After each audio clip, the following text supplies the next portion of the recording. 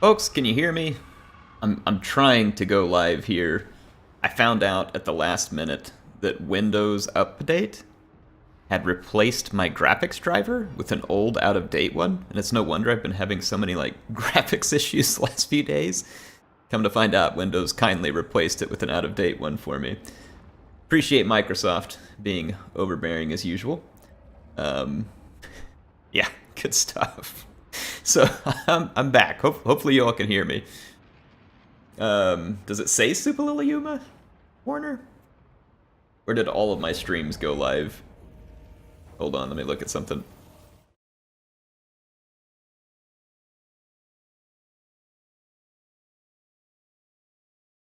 All right. Okay.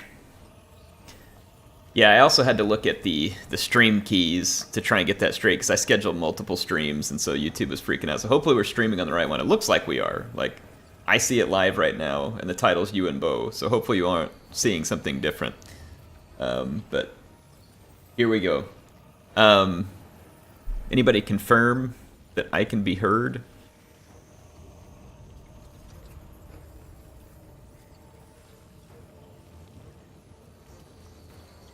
Just want to make sure I'm not talking to myself before I go any further.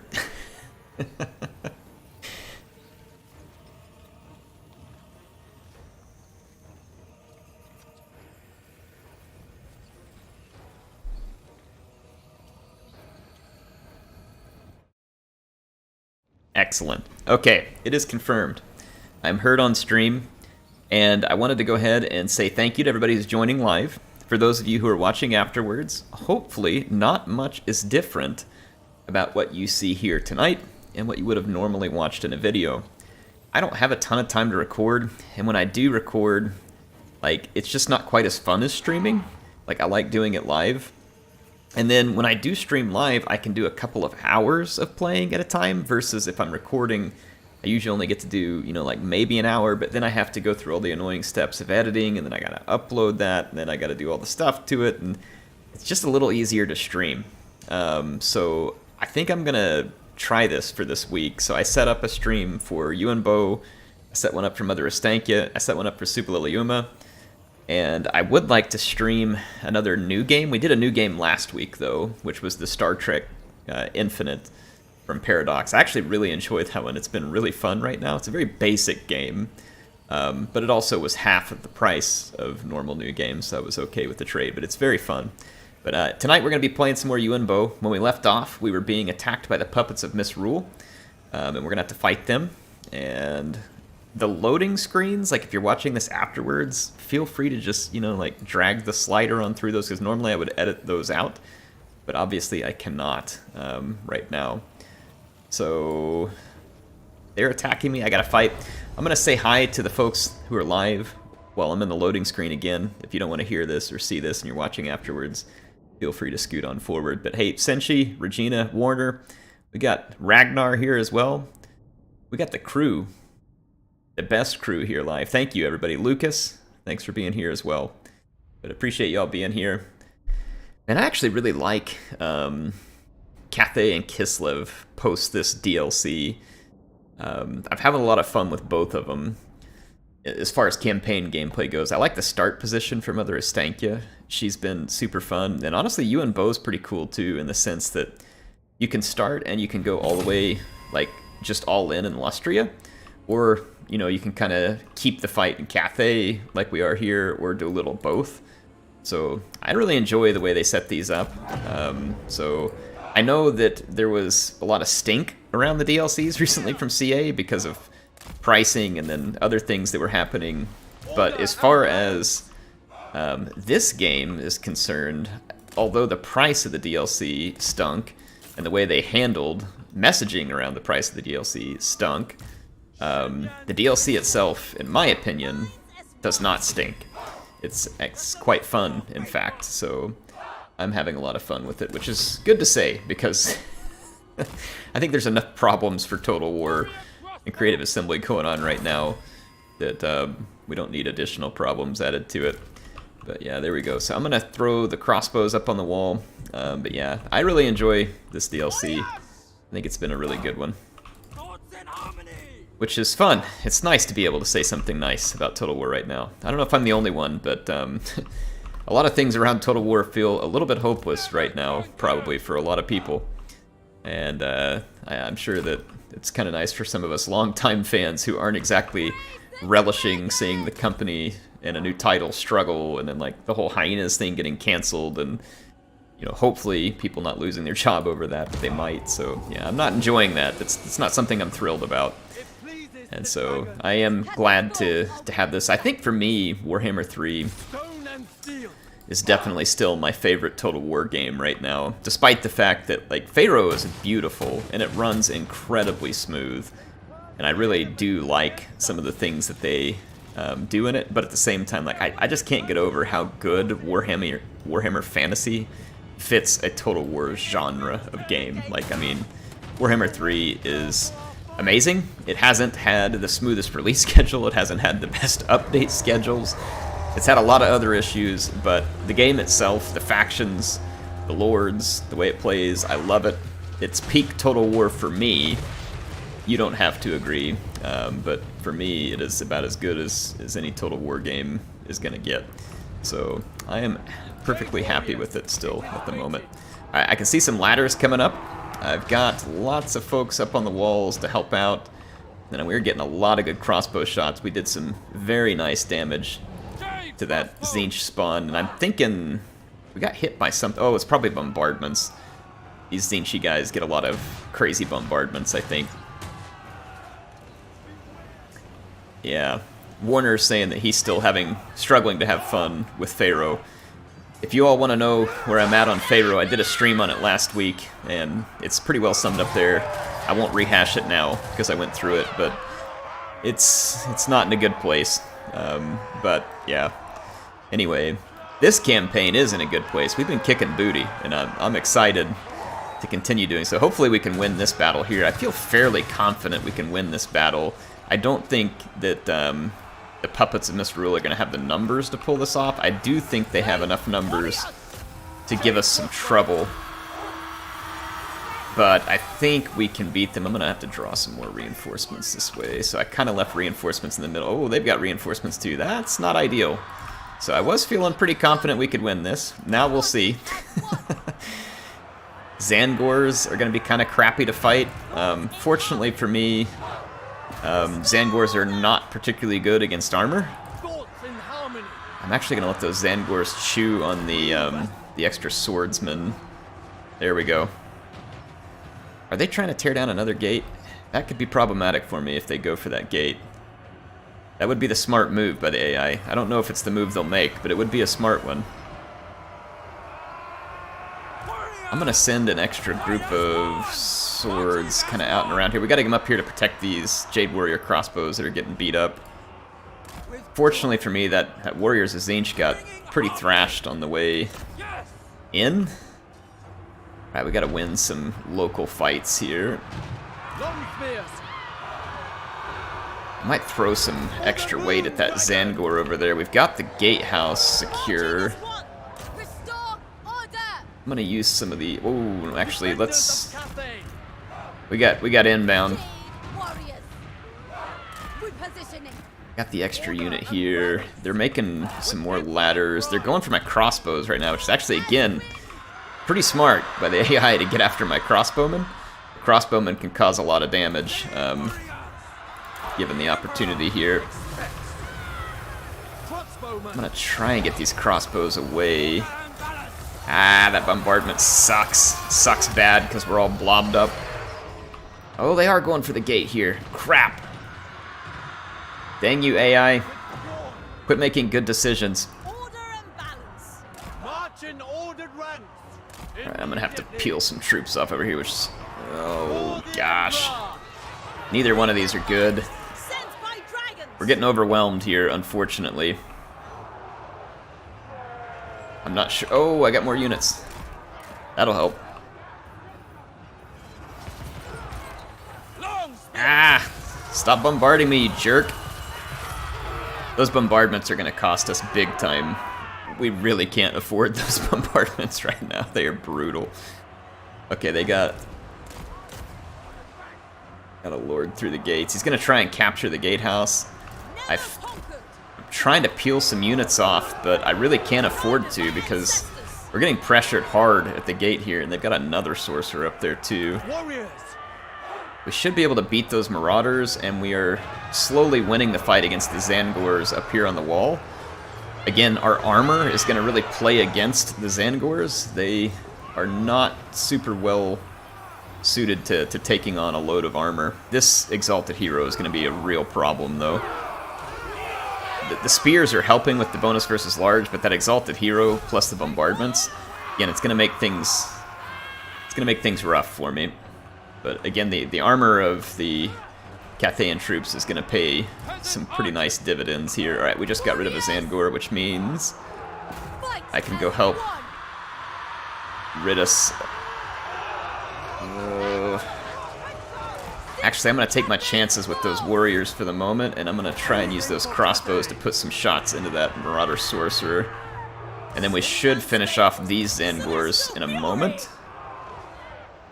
Oh, it's going to be a close one if we can do it at all, folks. It says this unit is not busy, but I'm trying to make them that way. Gosh darn, man. They have got troops trying to pull past me. Well, I mean, the good news is pulling past me should, you know, get them some extra damage that won't be ideal. That stupid Sorcerer Tzeentch is going to cut through those crossbows. Let's actually bring these crossbows over here. And fortunately for me, that Sorcerer is going down. This Exalted Hero very, very slowly coming down. I'm going to take Formation Attack off. Try and keep pushing that guy. And then let's see if we can put a little extra pressure on that Sorcerer. I'm going to bring some units this way. I'm going to bring these Peasant Bows over here. Okay, we routed more units. This Formation Attack is kind of making a bit of a dumpy situation for me here. Okay, we got another sword unit down here that we can come and reinforce this fight with. We might be able to turn the corner here. Oh gosh, not the bombardments, please. Oh, that hurts. And that was, of course, he's about to die, and he's like, yeah, I'm gonna get one more bombardment off just to screw air over here. You would. That's very Tzeentchy of you. Okay, get off the wall, because we got other people to take care of. We don't have time to keep struggling with Tzeentch Boy up there, but at least we're hopefully done with his shenaniganry. Let's start shooting that dude. And let's pour some more pressure onto this fight and this fight. What came up here? Some Marauder Spearmen came up there? How annoying. Alright. Now we should be able to pinch that Chaos Warrior. And now I can put a bunch of crossbow fire into that Chaos Sorcerer. I can send reinforcements that way. Unfortunately, I think that that guy got his stinking barrier back, and he's going to come back from routing as well. I don't have anything to chase him with at the moment. I'm going to pull this unit over here, and I'll leave this stronger unit back here to handle any reinforcements that come back from routing, because these guys probably will come back. In fact, sometimes the AI will route further into your settlement and then come back from routing and like go start capturing your stuff. But you can see there's, yeah, see, like right there, they came back from routing right next to the line, and now they're like, oh sweet, hey, we'll just go get behind air now. It's very, very convenient for the AI, like the moments at which they get to choose when to stop routing. Okay, we're getting beat over here too. It'd be really cool if that Sorcerer could die. Unfortunately for me, unlike most things Tzeentch, he has armor, which is going to cause considerable issues for us. I'm gonna push up there. And of course that guy already came back from routing as well. And look, now the Sorcerer Lord came back from routing. Look at these idiots just running straight back to my capture points. Bunch of buttholes. I'm gonna have to follow him. Alright, the Lord rerouted. I don't know if this will... Oh, this is a mess. This is a mess. We don't have time for this. We gotta win. Okay, let's take these crossbows, and we're gonna target the next enemy leader. Yeah, see, they're trying to pull past me here, too, and just go make captures, because that's what the AI does. Like, they just have all kinds of shenanigans up their sleeves. Alright, get back in here. Another Jade Warrior came back from routing. Let's come over here and recapture that. See if we can send that guy packing.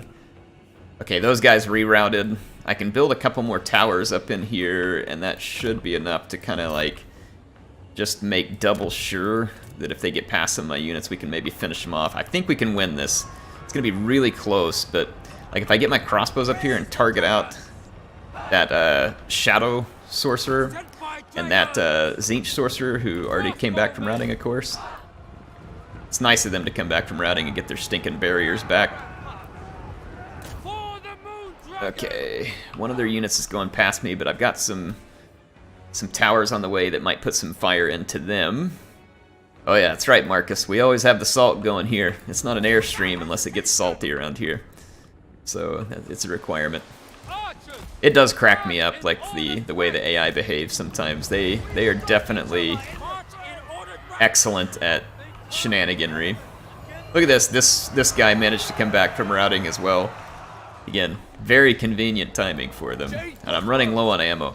This is something I meant to actually say going forward about Total War siege battles that could make things a little more interesting. So first of all, the defender should get an ammo boost, and they should have a building that helps replenish ammo whenever you're fighting siege battles. At least that's my opinion. I feel like that's an advantage that the defender should get. They should have the opportunity to replenish ammo and take care of business in that regard. Okay, we got extra troops over here. Is there someone trying to get behind me? I'm gonna... Let's see, I've got enough. I'm gonna start building towers up here. Shoot these big magic bolts. Okay, their leader routed. Their other sorcerer just routed. So really, one of the main issues we got left here is that Death Sorcerer, and then those Chaos Warriors across from us. If we can put some shots into that Warrior, we'll try and work on that Sorcerer. But we've got these guys mostly defeated, and I have a couple of extra units left. And I'm attempting to move further over into position. So I feel like that we have this. Like we have it pretty much in the bag. We just have to finish things off here. So barring like a really unfortunate and really unfair chain route, I think we've got this one well under. How did this guy come back again? And see, this is the kind of stuff that could lead me to that chain route. He comes back and has his barrier back every time, so he gets to absorb more of my ammo. Oh, now he's charging at my archers. This isn't good. If he doesn't route, this could be bad. Oh, every one of my crossbows he kills has taken ammunition with it. Crap. Remember that I said as long as I don't have a really unfortunate chain route? This is the really unfortunate chain route headed my direction right now. And I'm losing ammo with it. Oh, there we go. Okay, they chain routed. Woo, that was close. That was about to go south for me, and I didn't like the way it was headed. Well, we did it. We did it. Managed to pull it off. Again, I'm going to use these loading screens as a chance to talk with the folks who are here live. If you don't want to see these afterwards, just drag on through them. Not going to hurt my feelings. JR says, finally caught a live stream. Air in action. Well, thanks for being here, JR. Appreciate having you here, and I appreciate everybody else who is with us here live. And I appreciate everybody who's watching this afterwards as well. Again, we'll try out a new format here. I think it will be a pretty good mix for both audiences, where you get plenty of live action, but also it pretty much just acts like a video afterwards as we upload it. So, a solid defense force there, which means that the Great Bastion holds. No holes in our wall for the moment.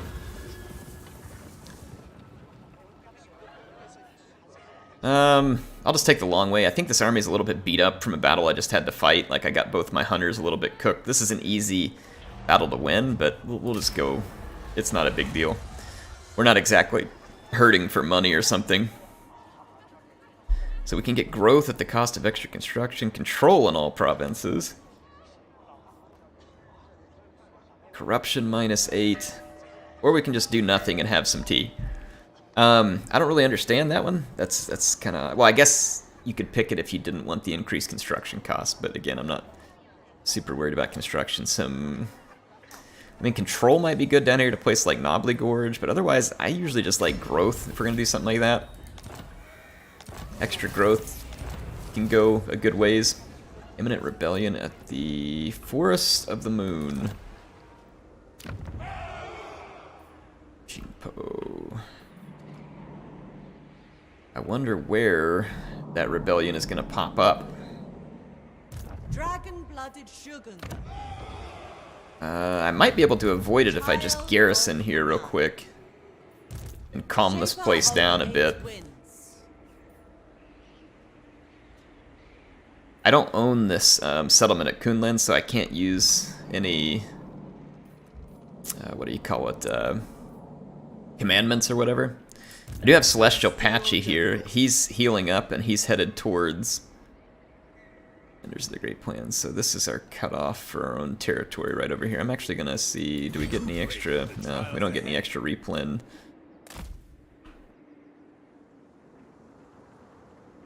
There we go. I'm just going to move up and try and replen along the way to Fuchao here. And we got to clear out these last defenders' settlements. I have this army back here that we're going to go do that with as well. So we'll help clean out these last bit of lizard filth here that we're tainting our lands. Now, I don't know why they fought me. I didn't really want to fight. Oh, look at this, folks. We have salt. This is perfect. This is absolutely perfect. We've got salt to add here. So I like it. When air finds the salt, air is happy. All right. Is that the one that gives the warrior crossbowman? Yeah, okay. Whew. Garrison Lord not move. So we got to go over and take a look at Yuan Bo. He had just defended the Great Turtle Isles against this kind of leftover garbage that had, you know, swum over. Now, I'm in an interesting position here, though. I've kind of blocked off Wolfheart's army, but he's being annoying. The Great Turtle Isles, because this is an unpleasant climate, it's taking a very long time for me to get any decent garrison put together. And so it puts me at a pretty big risk if I don't attempt to get rid of these guys first. Like, I kind of have to try here, see if we can finish them off. They are in a force march, so they can't retreat if I catch them. We did get them.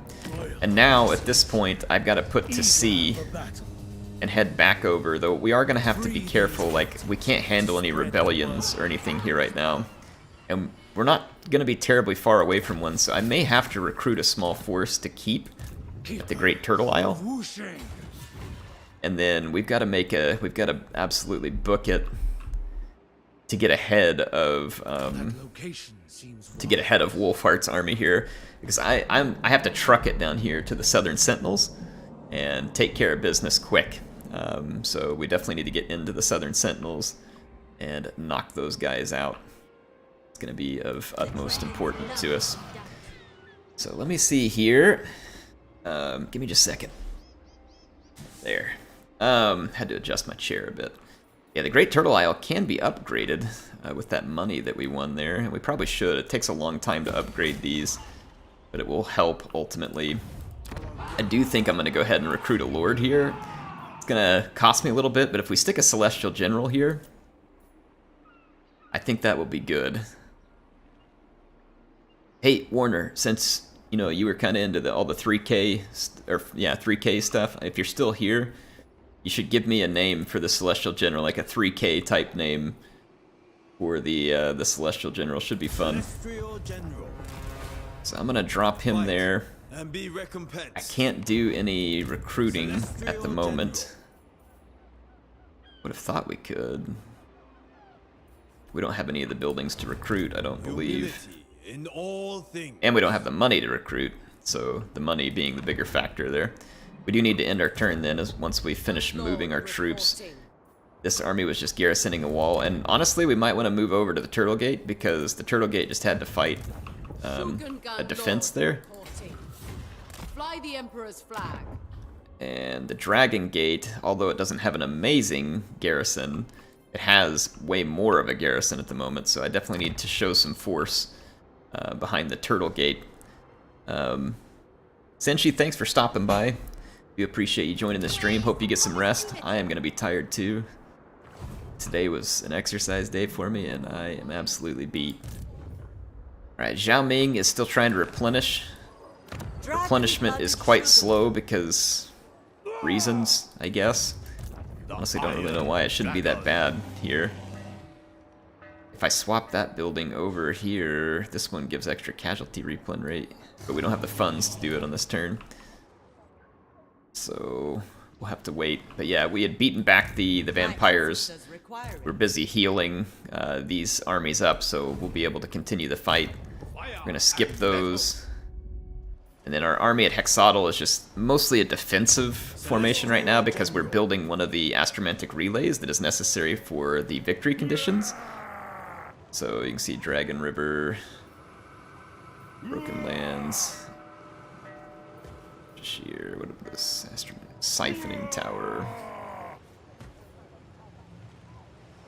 These are the new directions that you can point on the compass, I believe, is what it's showing us up there. But we have to build these astromantic relays at the key places, and it was Hexatl, Star Tower, Southern Sentinels, and the Great Turtle Isles. And so we own 2 of the 4 places we have to build in, soon to be 3, and then the, whatever they called this one, the Volcanic Island, or whatever they've got it here. The Star Tower, I think, was the name of it. We've got to make our way there. But yeah. Again, while we're in the turn-in, I'm going to say hi to some folks in the stream. So, Ben, thanks for joining us tonight as well. Ragnar, hope you're well. Good to see everybody here. It's always good to be back live. Death by my blade. It always just feels like it's more fun whenever I get to join in with you all here. Ha! Someone wants a peace treaty. Why am I not surprised? Well, guess what you ain't getting? Peace treaty. I'm getting a piece of you, though. There's going to be pieces scattered all over the place for fertilizer. I mean, I'm guessing Vampire is probably excellent fertilizer. Like, it's aged well. It's already going through the whole compost process. Construction cost. I don't have the money at the moment, so I'm just going to pick T in sympathy. Let's see here. Settlement besieged. Poha. Ah, these stupid greenskins got in behind me. That's probably a rebel army.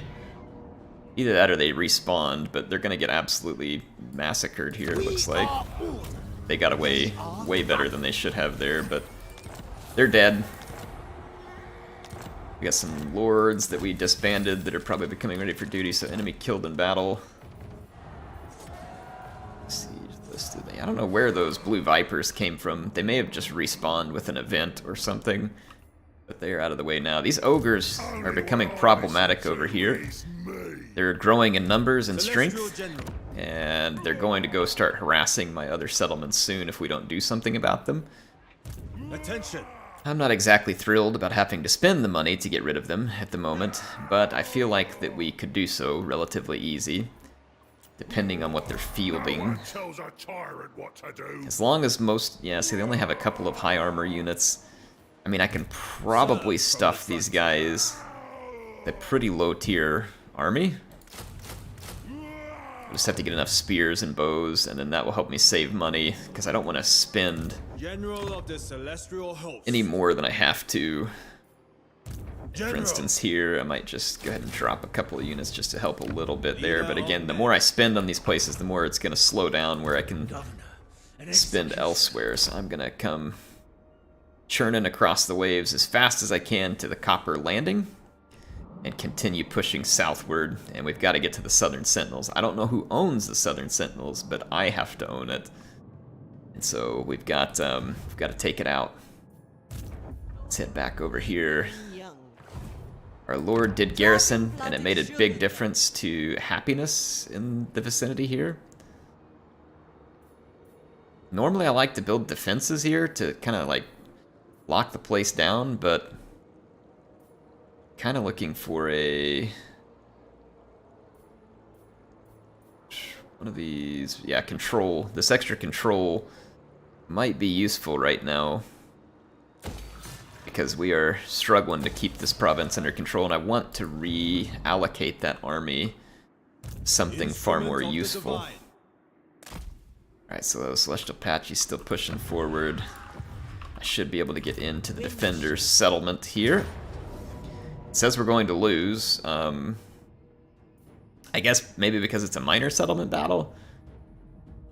I mean, I know my army's not amazing, but unless this is a minor settlement... Yeah, okay. That's why it says we're going to lose, because I think the Defenders get the benefit of all the towers and crap, and so the auto-resolve doesn't like your chances when you come up against some of that. Just a guess. I don't know that for sure, but I believe that to be the case, because I've noticed that it's usually quite unfavorable for the player. Look at that. They do have another army ready to go, so all the more reason we got to get the Turtle Gate re-garrisoned, and then we need to build the Bastion Citadel here. That will help us keep these gates safer. The nice thing is that whenever we garrison here, we're getting a nice upkeep production by garrisoning an army there. Alright, so Warner does have a name for our new Celestial General. I appreciate that, Warner. It is a good one. I knew I could trust you with this. So this is going to be Yuan. So here we go. Yuan. He's gonna be our...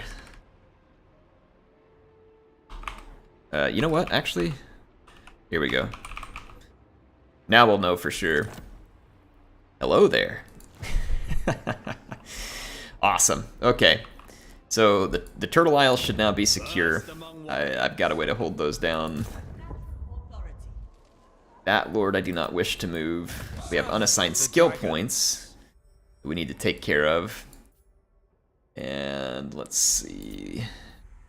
Dump that in the Comet. Any other skill points up here? No, not right now.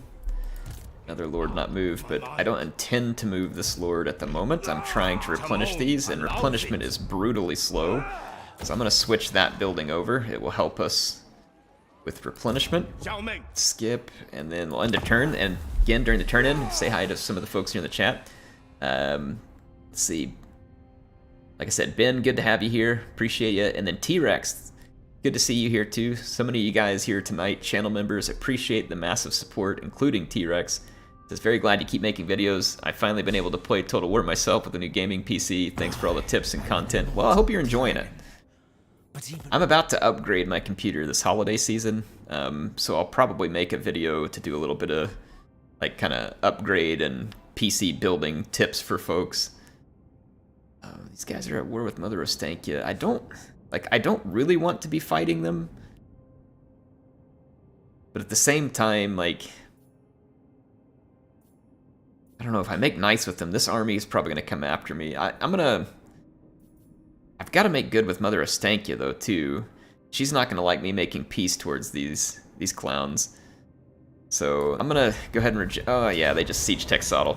Then we're going to be attacked here. It says we're going to lose, but we should do fine. We're out on open ground. I've got a ton of armor with all my Jade Warriors and a lot of archers.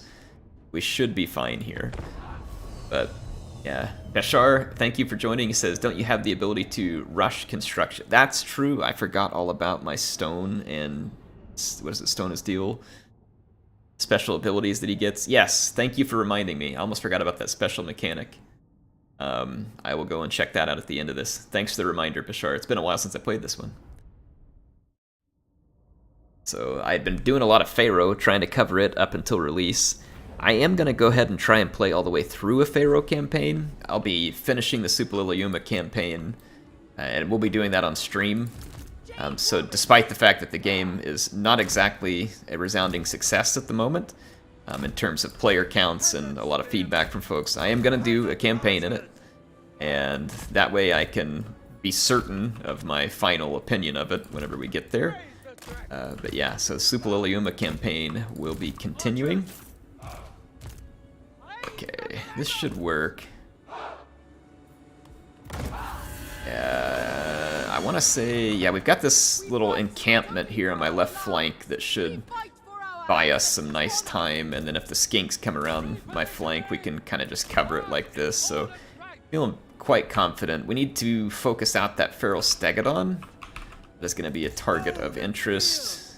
I feel like my archers have such long range because on Pharaoh they have such short range. So I'm pretty thrilled about this at the moment. Okay, and then I've got a few... I actually kind of fold this flank back a little bit just to make it harder for the enemy to get around me. There we go. We got a nice defensive Cathay position here, and I believe all my units are receiving, except for this one's not receiving the yin yang buff, so I could move that archer a little further like that. Now we should get everybody involved in that boost. We want everybody to have the yin yang benefits there. We got a Croxagore headed right at us too. Alright, focus that feral stegi. I'm gonna turn a lot of archer units into that stegodon. It is well armored, but with some focused fire, I feel fairly confident that we can hold it in position. And then the solid armor of our swordsman should come in pretty clutch here, I'm hoping. Unfortunately for me, though, like my archers are not gonna be stellar, but I think they can get the job done. Yeah, see, we're dumping pretty hard on that feral stegodon. I'm gonna send my lord over here. I'm gonna do a little bit of buffs right there, and then we can tear that unit up a little bit. Won't do amazing work, but it'll do some work. I'm gonna have to remember that I have magic again. Ah, that stupid stegodon busted through my lines. I'm not surprised, and it got a terror route going on one of my archer units. It is rampaging at the moment. I'm trying to bring it down. If we bring it down, that will certainly resound to my benefit here. It stopped rampaging, actually in the middle of being shot. It may have gotten hit with one of the abilities from the... Well, no, they don't have a leader, so I don't think they have the ability that can kind of calm the rampaging. You know, oh, dang, we got busted through right here in the middle of our lines. Well, I thought we did. I thought maybe we had a Jade Warrior router. We didn't. They just pulled through kind of awkwardly. Not the first time the AI has done such a thing tonight. We're getting savaged a little bit here. But we did finally rout old Steggy. I don't want that thing coming back. I'm going to try and shoot it in the back on the way out and see if we can convince it to be done for the night. Okay, yeah, one of our archers is back. Actually, I'll use that archer to shoot it one more time. Okay, we did put a lot of damage on the way out the door. I can now turn my fire into these Croxagores. And then as we whittle down the enemy units... Oof. My lord is getting pretty lit up here in the fight with the Saurus warriors. I don't think she has the armor to be in a fight with Saurus warriors for too terribly long. Alright, now the Croxies are eating a ton of bow fire. I got cavalry unit back, and I should be able to go escort that Stegodon out of town. And then I think once we get rid of these Croxagores, it'll pretty much be over. I'm not going to do an official review. If you go over and watch my last Supaliliuma video, it's part 4.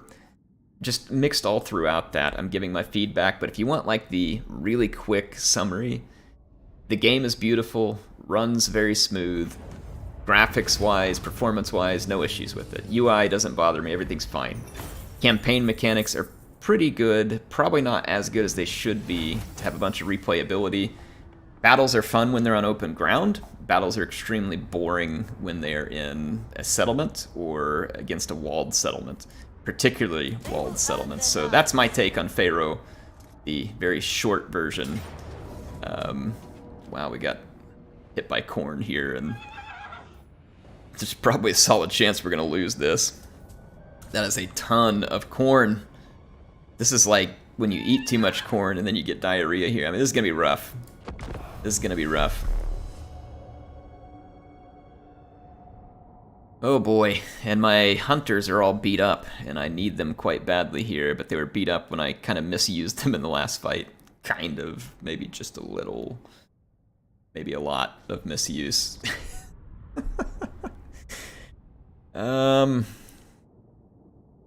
Well, I see some good things about this terrain. We can make it difficult for Khorne to outflank me. We can make it take longer, essentially, for them to outflank me because we have some choke points. However, those choke points are not going to bode particularly well for my missiles. And we've got to capitalize on our missiles here. We can certainly use one of them to shore up a flank a little bit. Alright, let's see. If I do kind of like a mixture of swords and celestial dragon guards up front, I can make a nice long, fairly sturdy line here. I can leave them on kind of a defensive. And then if I stack some Streltsy and Iron Hail Gunners up, so like if I put my Iron Hail Gunners here, we really need to hit their general on the way in. Like if we can pummel their lord with some brutal fire on the way in, kind of soften them up real good, that could help us break the resolve of these demons. Now my hunters, I need to keep them back safe. The quarry is mine. And I'm gonna hold a couple of units of halberds in reserve, as well as some long spear. I almost said long yari. In the good old days. I'm gonna try and take these hunters out around a flank once I get the opportunity, and then I've got a magistrate, which is not a particularly good unit, but I don't really have a choice on which generals I can pick for these caravans, unfortunately. And I do have a single unit of lancers that I could hide back here for the time being, and maybe spring Admiral Akbar. It's a trap style. Of course, these woods apparently are not made for hiding. So, what about these? No? I guess CA didn't make this terrain for hiding. Seems kind of stupid. I cannot get them to hide in here. Alright. Well, don't hide in it. I'll just stay right here. Let's get the battle going. Right. Kind of hoping... Alright, so Khorne is kind of coming at me from a strange angle here. I'm going to turn just a little bit like this. They do have a number of hounds. They even have the Gore Beast chariots. I'm going to have to watch those. I'm not very worried about those warhounds on that flank. I'm going to move my lancers to the other flank to assist against those chariots. There we go. Now this should be good. Now as their lord approaches, we gotta pump his guts full of lead. March in ordered ranks. It is fated. Alright. I don't know exactly how they're gonna funnel those chariots in, but the AI is incapable of using chariots outside of a YOLO functionality. Ooh yeah, opening salvo. So we're gonna pump some lead into those dual weapon marauders. I'm now gonna target their leader. And I'm gonna try and put some damage into that single entity high value target here.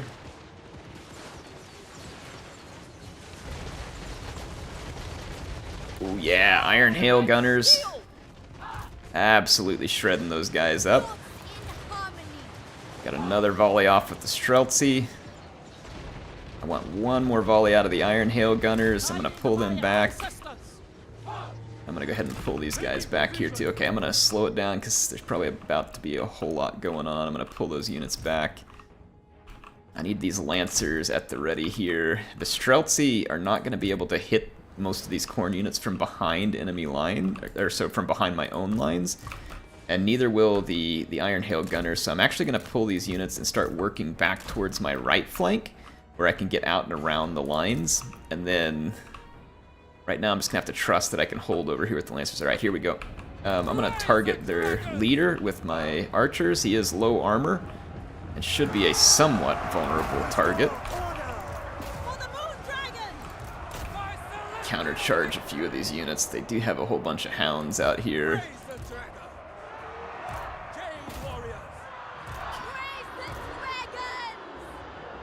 Got to funnel these guns around. Alright. Where'd the Gorbeast chariot? Alright, the Gorbeast chariots went into the flank of my infantry over here.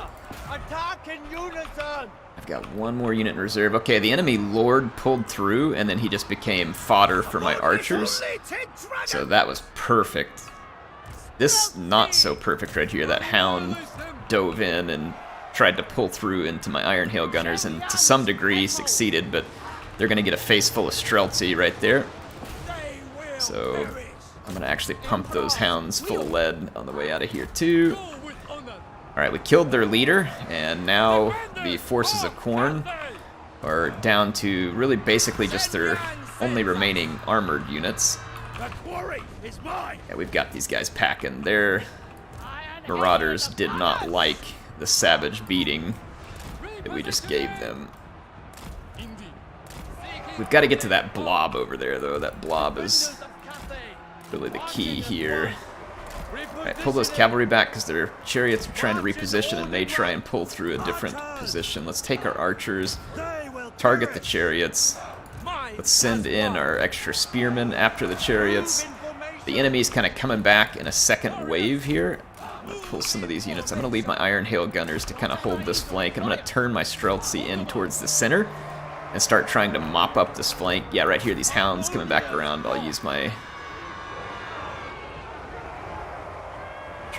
Okay, good. The chariots are kind of just working their way around the front lines. I'm going to keep a unit in reserve. I can use my hunters to toss some spears at those chariots. Okay, the chariots went for my Streltsy. That's actually a pretty good choice. I'm going to pull my Streltsy back for just a minute. The Iron Hail gunners are going to mop up all of these units that are coming back from routing. We need more reinforcements over here. And then I'm going to bring my Lancers around and rear charge that blob and see if we can finish it.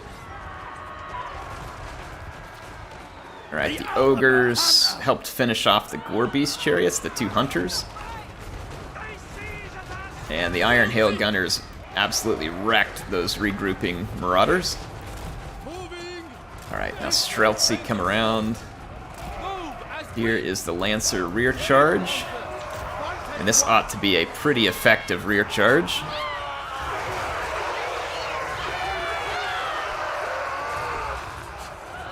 If nothing else, it's going to crush morale.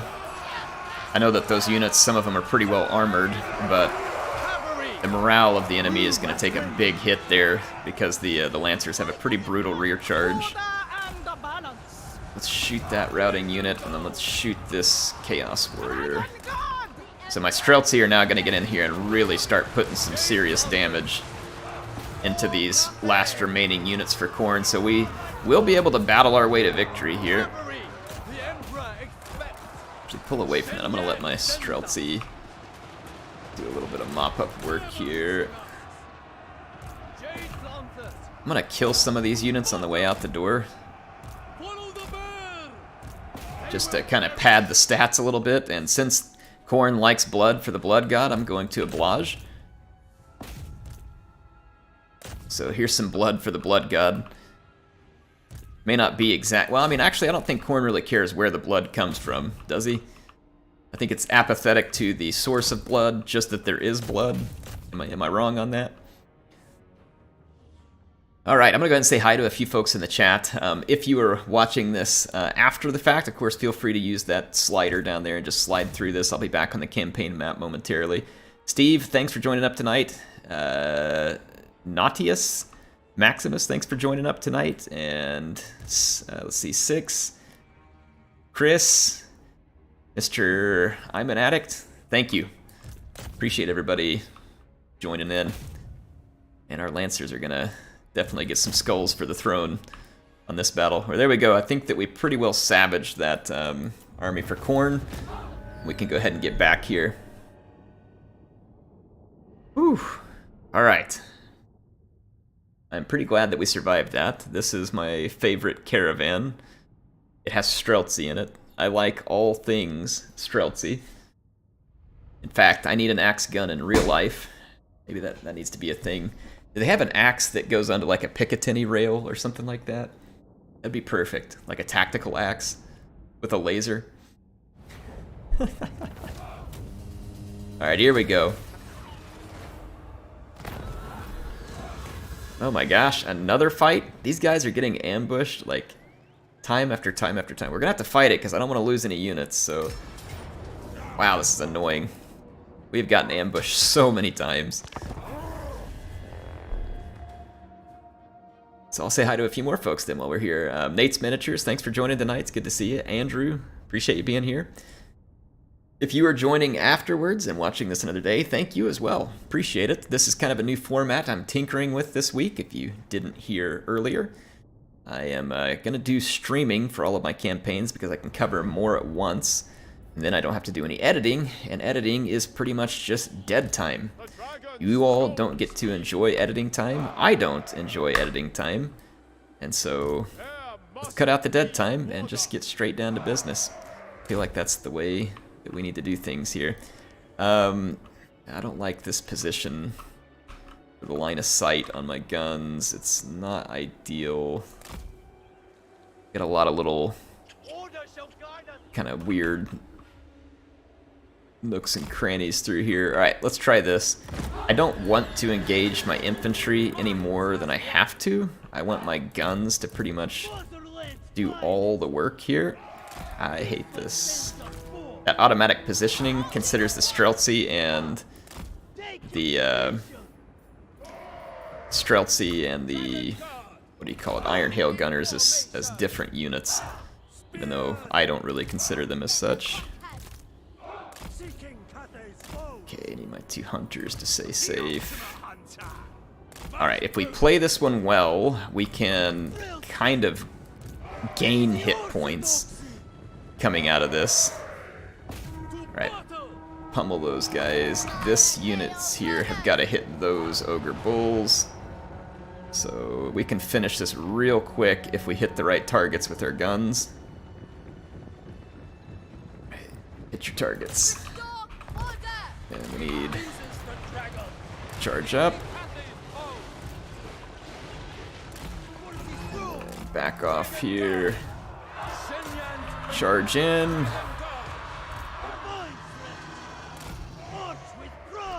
Okay, yeah, so we routed those Ogre Bulls basically near immediately. That was the idea. I can now hit those Nobblers with a whole bunch of fire. Let's take care of them. Alright, their Lord's already gone. This means that the rest of their troops are going to fall apart extremely quick. And we're going to murder their Lord on the way out the door here as well. Alright, so that's how we take care of that one efficiently, is just target the right units, which was the Ogre Bulls and the Ogre Tyrant. Done.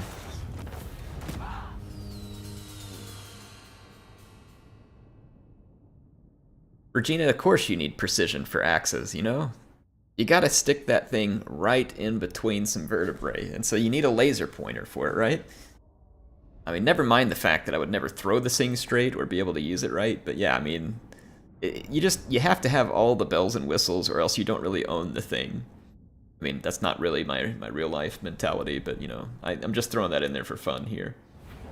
So here we go. Let's take the replenishment, however little it be, because our troops are not really replenishing. Okay, we have 3 steel and 2 stone. Let's go see what it is that we can do with that at the moment. So Matters Estate. We do have... Enables replenishment in foreign territory, which is kind of cool. Gives us extra campaign movement range. That's pretty neat. That could be pretty helpful. But we've also got Levy of the Provinces, which helps us recruit faster, but we don't really need to recruit faster right now. So I'm going to go ahead and enable this, the supply line operations, as a matter of state. And then I'm going to see if we can do... Did we do that one?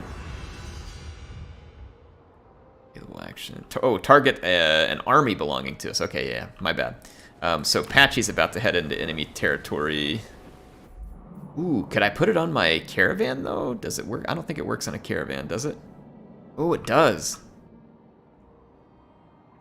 That's an allied army. Which one's... Is this my caravan who keeps getting... Yeah. I'm gonna put that on my caravan right now and save their hide. Okay, so we'll try and save our caravan. So it says they can replenish. I can't actually see it on them at the moment, but we shall see.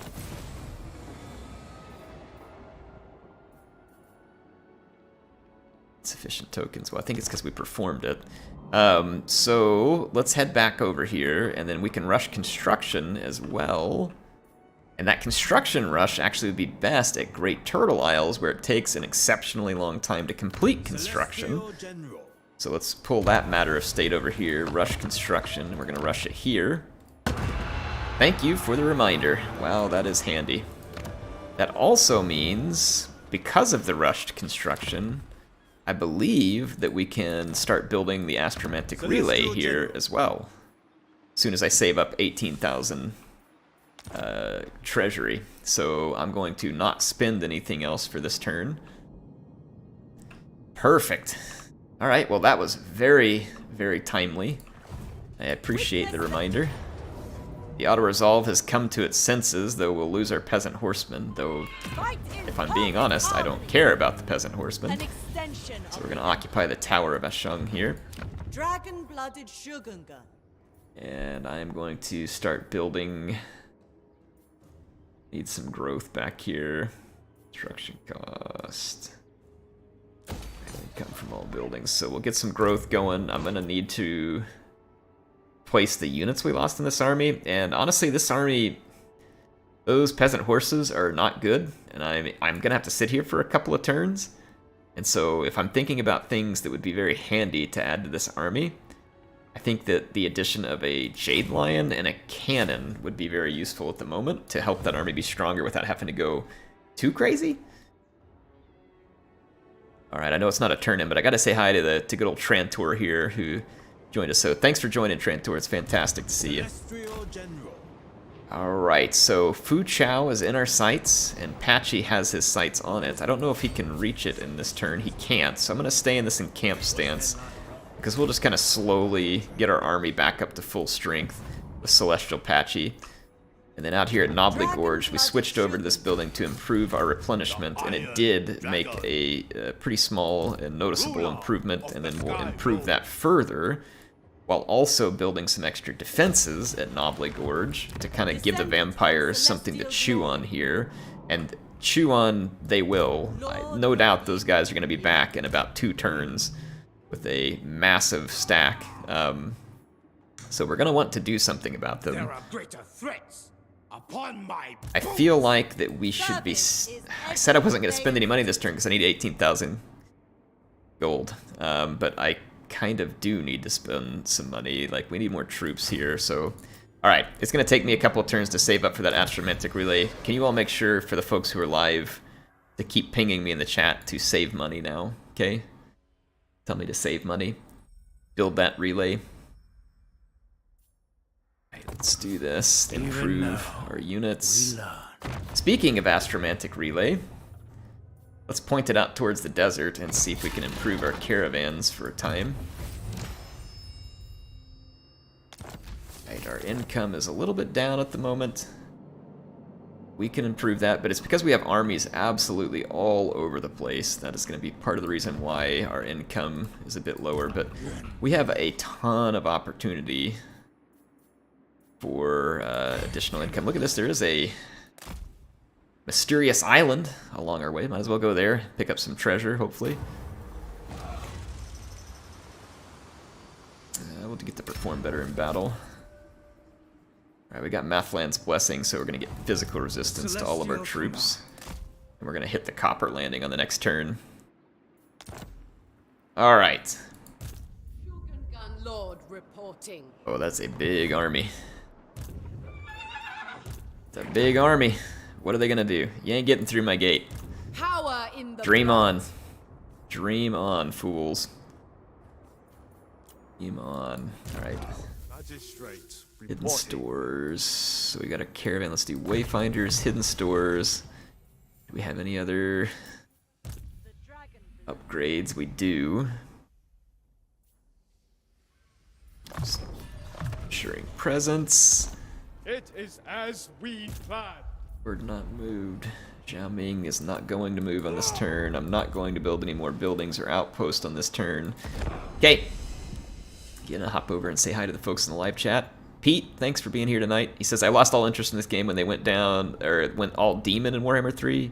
Seemed no incentive to play. I guess if you like playing as the evil demon.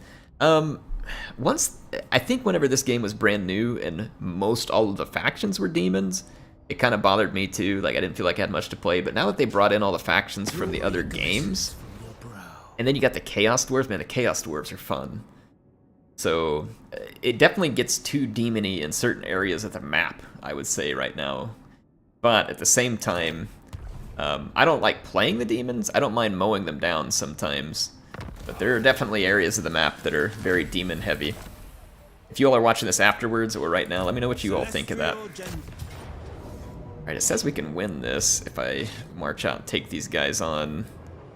But we'll lose a whole bunch of troops. That's very frustrating because they have more troops in behind, but they're sieging me and I'm losing troops as we go, so I don't really like either option. So I'm going to go ahead and just attack these guys and get this over with. I don't want them sieging me.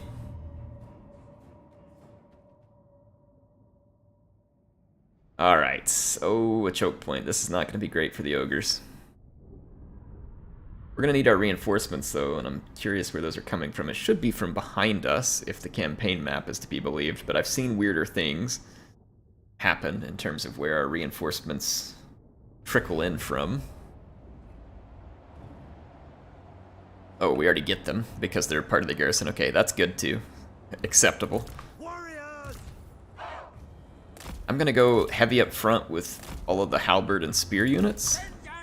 And basically pin the ogres into their crossings. Let's do it this way. So I'll have two groups.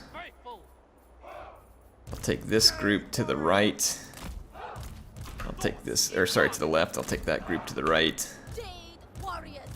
I'll put the 4 swords here. And then we got our Celestial General that we can take to either side as needed. And we got some crossbowmen. And a single peasant archer. Let's do kind of like this. This should work. This should be a good break of our forces, kind of right down the middle. Let's push all these up. They do have scrap launchers. I don't think the scrap launchers are going to cause tremendous damage. The ogres are pushing towards me a little bit. Like I said, I want to keep them pinned up in that crossing.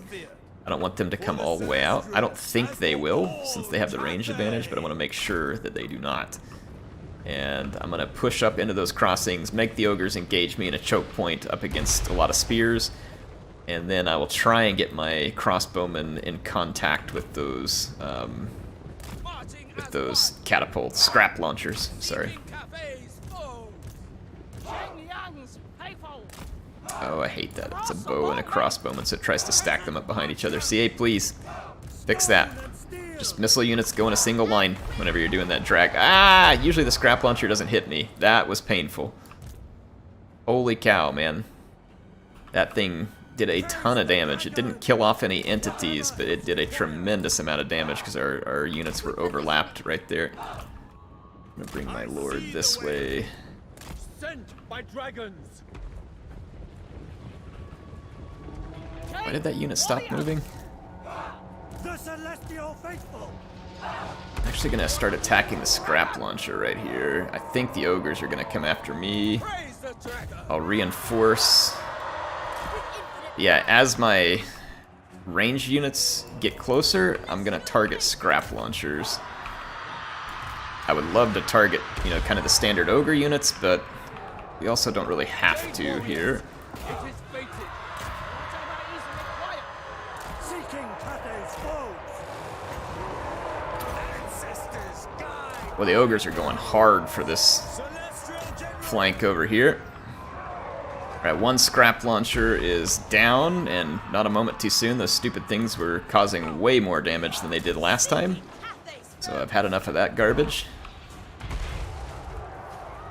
And the other one is about to join its brother. Let him have it. Yeah, the ogre's still going all in over here for this one location. A little bit risky. I kind of took my lord ahead here. There is a tyrant there.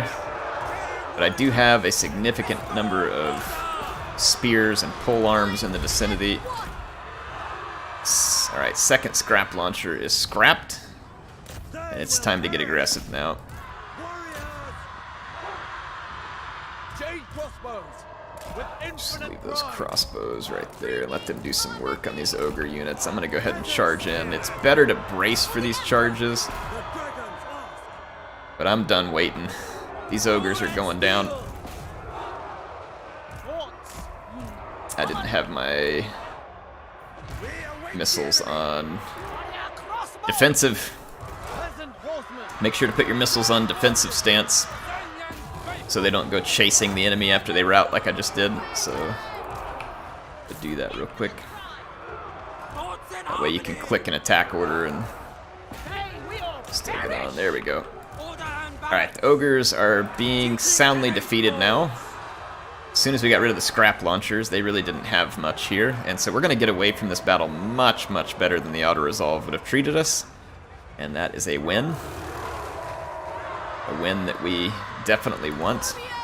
These guys may have the unbreakable nobblers still. Can't remember.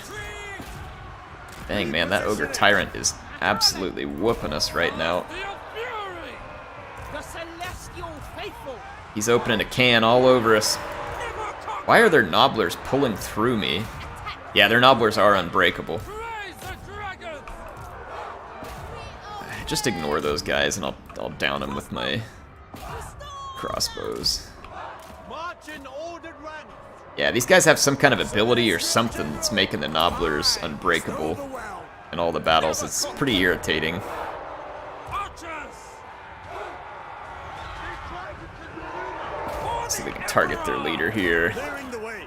Celestial General is a good unit, pretty tough, but probably not a one-to-one matchup with an ogre tyrant here. Marching as one. Alright, those nobbler trappers are getting blasted out. So unbreakable as they may be, it doesn't mean they are invincible.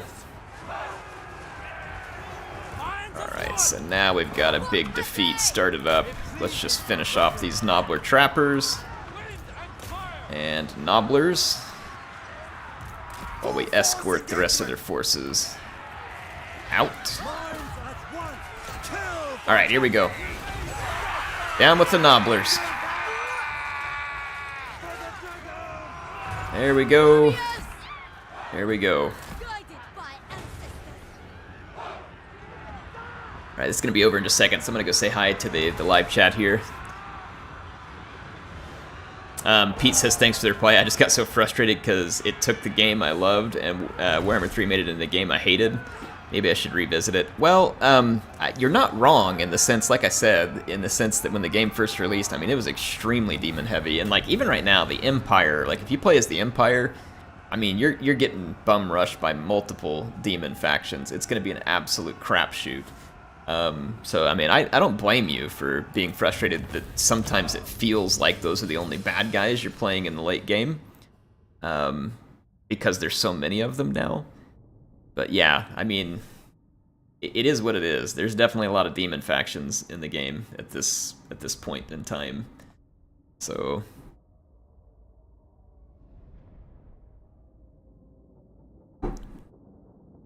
all right. Kislev is actually really good. I saw your comment from earlier, Pete. Kislev owns demons, in my opinion. You have to use a little bit of an odd playstyle with them, though. So what I like to do with them is I get a line of like Streltsy up front, and then you get a line of Kassar spears, and then you have bear sleds and some single entities, you know, like with your lords, and eventually you get you some of the bear riders. But now that you got potentially the Ungol units in there with the new DLC, the Akshina ambushers, you mix Akshina ambushers, Streltsy, and bear sleds, and everybody you play is dying. Like, there ain't nobody living through that. Like, I mean, it is unbelievably destructive. Like, so many armor-piercing missiles, and units that are pretty decent in melee to boot. So, Kislev, in my opinion, is Demon Bane in their current state. Now, it doesn't mean playing it single player that you couldn't beat them with the demons, but I think if we're talking single player, like campaign stuff, I think that, in my opinion, the Kislev would stomp demons for days if you get the the right armies put together. Fine addition to Bear sleds are amazingly powerful, even though they nerfed them. And then again, combine that with the new Akshina ambushers and some of the other units, and it is a tremendously powerful 1-2 punch. Okay, so it looks like that. The goddess forbids it. Looks like we've got to deal with Tzeentch here. I may have to fight Tzeentch. It's not really what I want to do, but I'm guessing he owns the Southern Sentinels, and I may have to fight. Oh, look, he's going to reinforce us here. But yeah, anyway, it's up to you. Play what you like, is what I would say. So, like, if the game ticks you off and you already own Warhammer 2, and honestly, Warhammer 2 is an extreme. Like, if I had to just be honest about all Total War games right now, Warhammer 3 is my favorite because it has all of the factions, and I like the huge map and stuff that it has. But Warhammer 2, as a standalone, like if you don't want to pay for Warhammer 3, is still probably easily the second place best Total War ever. Like if you're counting them as separate games, I think Warhammer 3 is up there for me because it contains all the content. But Warhammer 2, again, in my opinion, is easily the second best Total War, even on a standalone.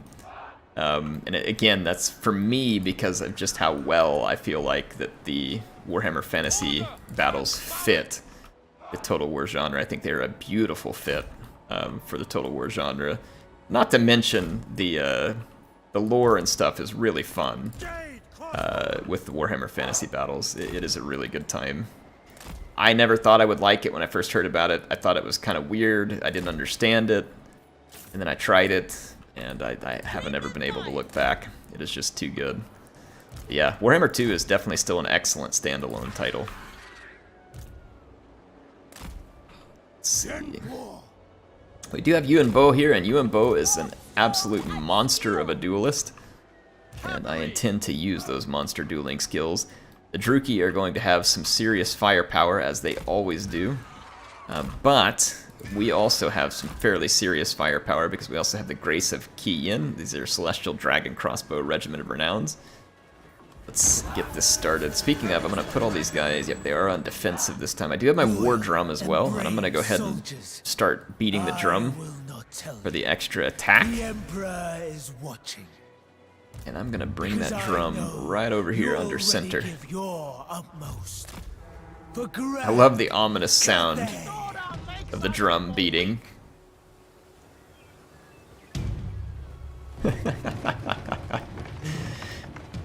Oh, it's good. The war drum is such a cool addition. Yeah, use your stinky crap. It's not gonna work. Oh, look at me. I'm a big scary death sorcerer. Oh, he doesn't have to march towards me, does he? Fine. I'll wait for Tzeentch to come join the party. You don't want to march towards me. This dude's got like 4 horned ones. Yeah, I mean, Tzeentch's gonna run right into the side of these guys. I'm fine with that. So feel free to sit on your butt if you think that's your best option. So let's see here. Cut a bloody path. Be up against Supreme Sorcerer, Lord of Death. Barrels. Oh, that means they overcast there to hit me with that from a long ways away, which means they just wasted a ton of magic. The AI is terrible at its magic management. I do wish that CA would spend some time with the AI in terms of magic management, and like the way that the AI acts right now in general with magic, I think would be a good way for the AI to act on like the easy setting with magic. And then on the normal setting, the AI should maybe, you know, be a little bit better at not making magic mistakes. Like for instance, not healing a unit right when the battle starts, whenever they have a damaged unit, not, you know, overcasting, you know, just to hit your people from further away with the Spirit Leech, stuff like that. Like, if they could just work on a few AI behaviors, and for instance, like if the AI has a Vortex spell or a nice Breath spell, having them focus those early into your infantry, or sorry, not early, but once the engagement begins, that could also make the AI much more dangerous to the player. If they could work on some of those things. And again, if they built that in with the difficulty levels come up, that would be a really nice touch to add to what they did recently with the sliders that they put in, where you don't necessarily have to have, you know, all the buffs to the enemy during combat, right? Where you can take away all of their unfair and insane leadership buffs. I think that they could make the AI a lot more fun to play if they worked on some of those things that I'm talking about here, you know, like where you essentially make them use their magic better and make smarter decisions. It'll make a huge difference. Throw a little damage resistance here, and I'm gonna come pressure those dark shards right out of the fight. And Tzeentch is on station. I turned some crossbows out here to this flank, and they're gonna send those feral cold ones routing, and it looks like the feral wyvern is now headed back towards the center of the formation, towards Yuan Bo. That's fine. I'm not really worried about Yuan Bo. What is this one for, by the way? Oh, this is the Emperor's Executioner. That's for a single entity. My bad. All right, yeah. So we are perfectly safe. Oh, look. Engine of the Gods. Nice. Burned right through that Dread Spear. Not the best aiming by the AI there again, too. That's another example of how some slightly better touches on things could go a long ways in making the AI more difficult. Oh man, these Druki got absolutely slaughtered. And this Supreme Sorceress is up against probably one of the best duelists in the game, so get wrecked. Rest in pieces, you sweet Druki witch. I don't know about how sweet, but you know, had to throw that in there. Right, she's lucky those pterodons are in there blocking her from getting cranked by Yuan Bo here.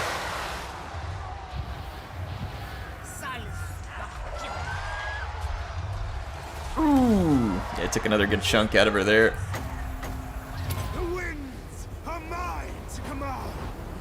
Some shims burning cheese right in the back there. I think another good hit or two, and we can use the Emperor's Executioner here. I haven't messed with it for a while. Oh, yeah, that was brutal. Blessings of Jade. There we go. Executed. Finish her. Oh, man.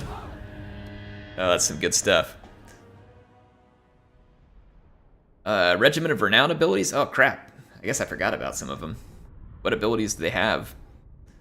I don't remember even. I'll have to take a look at them, but thanks, Bashar, for trying to remind me about those abilities. I'll take a look. Regina's thinking they should make the AI prioritize damage spells, especially instant cast ones like Spirit Leech and bombardment spells. The AI is deadly with the AI does do good with bombardments. I'll give him that, Regina. I agree. Like in that siege battle, and like the Skaven, whenever they have Warp Lightning, I mean, they brutalize you with bombardments, and that's fine. I think they should keep that in, right? And when they have those bombardment spells, they should probably put them to use, because I think it's going to be effective for them. So the AI definitely can brutalize you with the bombardment spells. Absolutely. I have run into that one more than once, and it is painful sometimes to watch your troops just get absolutely deleted as you're working on that. So we got to find out who owns the Southern Sentinels. Now, in my opinion here, Tzeentch has made a bit of a mistake. He's got trade partners, but he doesn't have any friends. And so I think he owns, yeah, he does own the Southern Sentinels, and I've got to own it. So friends or not, Tzeentch is next on the list here, so I'll give him one turn more to enjoy life before Yuan Bo brings the Emperor's Executioner for the profit here, for Skink Moses. So we are definitely going to be bringing the heat against him. Alright, Yuan Bo, I finally finished all of these upgrades down here that I wanted to. Let's look at his special upgrades and what we can get. So Bureaucrat, so I don't remember if I commented on his abilities, but let's look at some of these. So Celestial Administration. This makes sense based on his lore. And the 5 recruit rank for Dragon-Blooded Shugengen faction-wide, that's not bad. That's not bad, especially when you're later in the game. Like, that's okay. 20% cooldown to spells. Yeah, this is a pretty good skill right here. That one's pretty good. This Bureaucrat thing, control in the province. Alright, anything that's construction cost minus and construction time minus is useless to me. This should not be, like, again, I get it from the lore standpoint, Bureaucrat, but if you're going to do this whole construction cost minus, and construction time, make it way higher so that at least it's a little more interesting, because these are boring. It does fit as lore, but it's boring. I hate skills like that. And then Mask of Jade here gives extra relations with the humans and high elves. That's cool because, again, you can try and like get the order tide going quick. So I think that one's pretty cool. Extra aura size. Yeah, nothing wrong with Mask of Jade. Not absolutely amazing, but certainly pretty powerful. And then the Heart of Order. That is a huge deal, being able to drop your upkeep when you're in your own territory and then getting extra movement in your own territory and extra replenishment rate. I mean, that is a huge, powerful ability there. That is a really good one. Celestial Court Overseer. Anything that buffs hero chance success rate is also extremely boring to me. Maybe exciting for some people. Spell resistance is not bad, especially if you're going to get bombarded on a lot. But does spell resistance apply to any spell damage, like a bombardment, or is it only to like direct damage spells?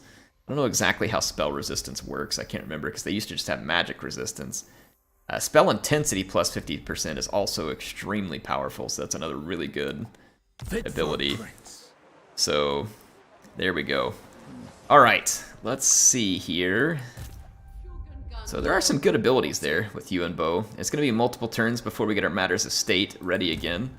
We'll want to keep an eye on that. These guys are avoiding us.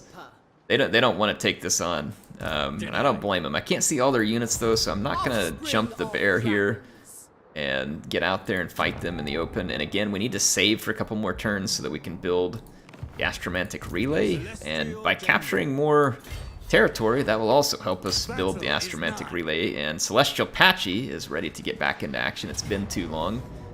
I do like Celestial Patchy. He's a very powerful character.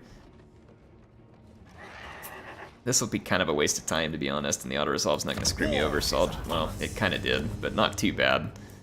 Just occupy here. Alright. Oh, wait, I'm not spending the money. Not spending it. In all things.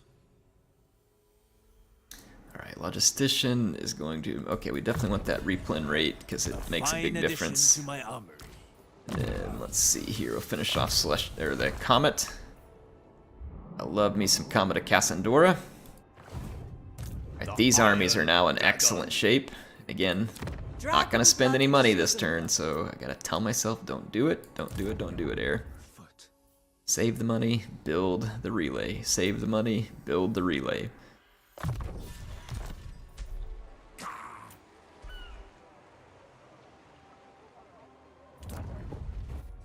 No building upgrades, don't need any building upgrades. These guys are trying to recruit and replenish. We're definitely going to have to deal with them sooner rather than later. We have a caravan that we can dispatch, so one of our caravans must have completed. And I've got the compass pointed. This is our next best caravan here. Let's crank it full of cargo. And what do we got here? Got this one down here at 5904.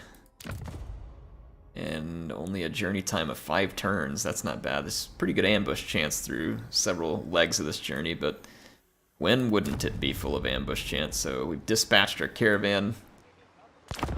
I know I said I wasn't going to spend money, but dispatching a caravan's kind of different, so we'll definitely do that. I'm going to get to a couple comments here during the turn in. JR says, I've been playing Warhammer Fantasy on and off since 4th edition.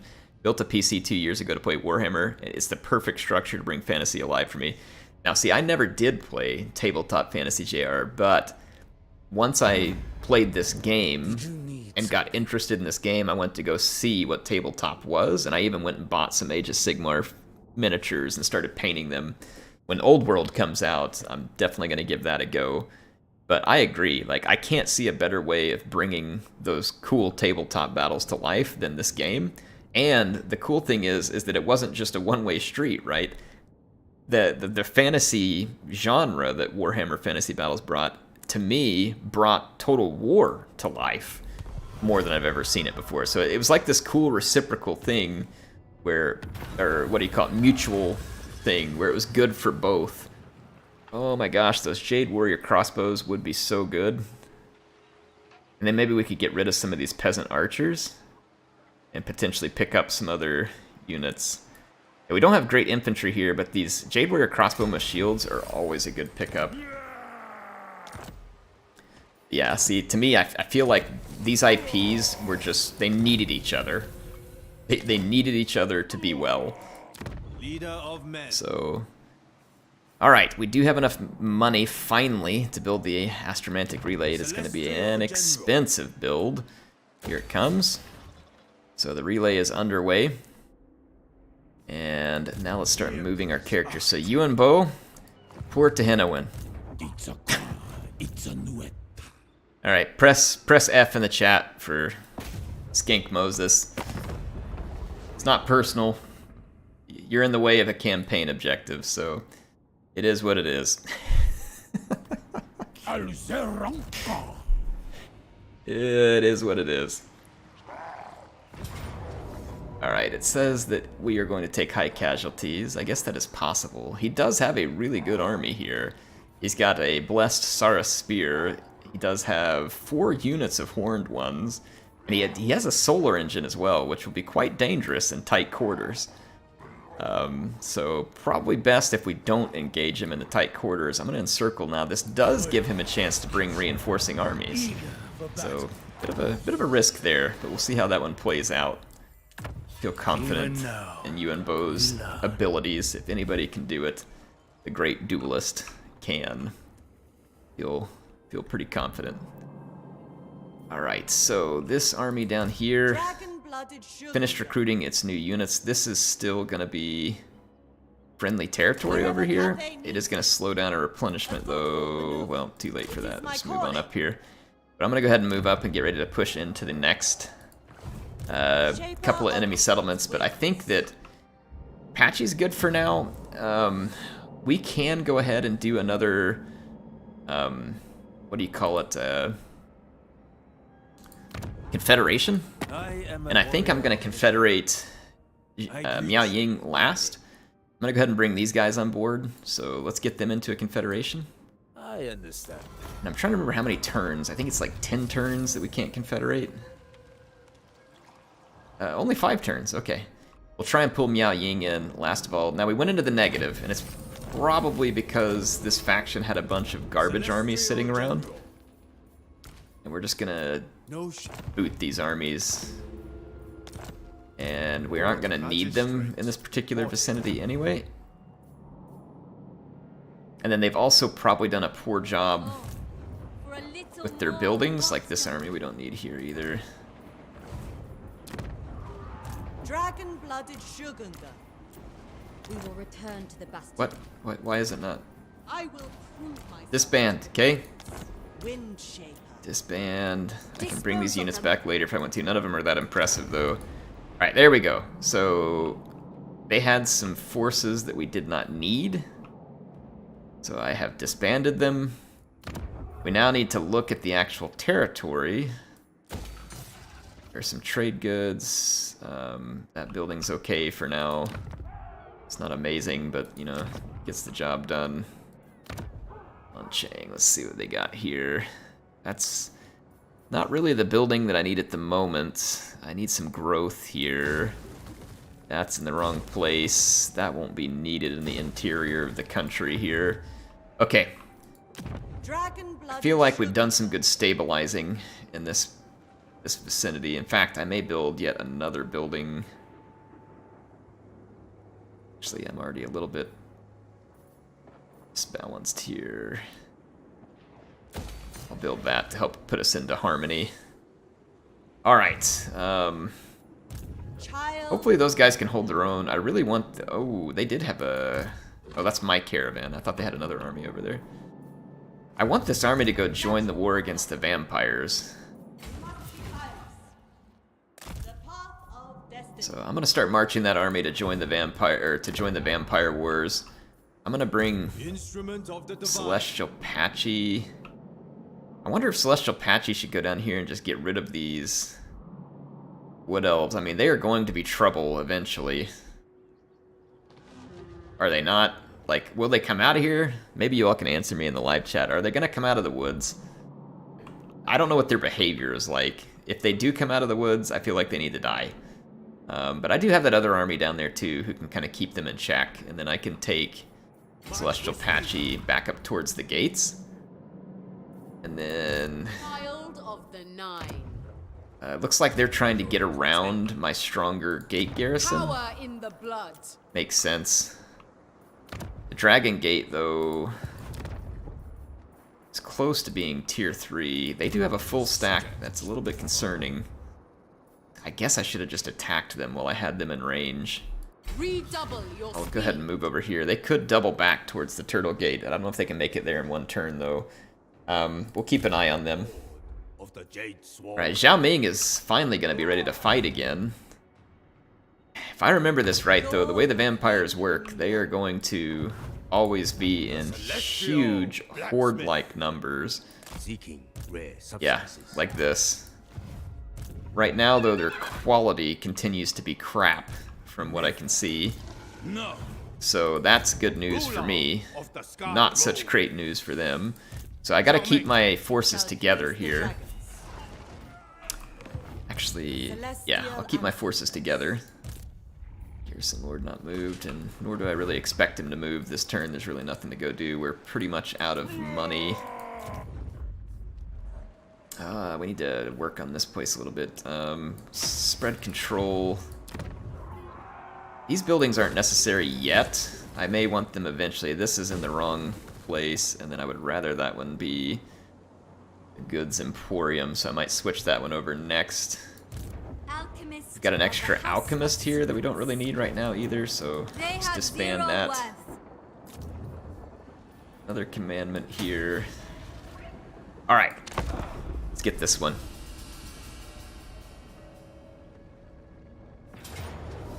Alright. So it looks like Tehennawin is going to come out and attack us. That's good. I wanted him out on open ground, so let's take that fight. Our crossbows are going to be more than capable here. I'm curious, if you're watching this afterwards, or if you're watching this live, can some of you all share your thoughts with me? Where are you at right now on Total War? Like, are you excited for the future of Total War? Are you worried about the future of Total War? Are you upset with the current state of Total War? Like, I'm curious for some thoughts. There are no wrong answers here. I want to know what you think. So this is not me. I'm not going to argue back. I'm not going to try and counterpoint. I can't stop other people from doing that, but I want to know where you all are at on Total War.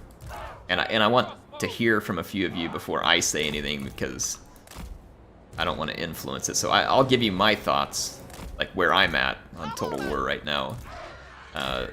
In a little bit. Warrior crossbow. But yeah, I would love for you all to chime in on that. It's a curiosity for me, Dragon Emperor's most because I have thoughts. Mine are not always the same as everybody else, and I do enjoy getting to hear a bit of a variety. I am the Celestial's executioner. And these enemies. And I will are read some of those marked for thoughts when we get to the end of this battle, by the way. Let us Okay. execute Oh the boy, will yeah, Nangao of the grenades. immortal Oh my Emperor gosh. himself. Yeah, thanks for pointing that out to me, that we had this to use. We are definitely gonna do some Nangao grenadiering here.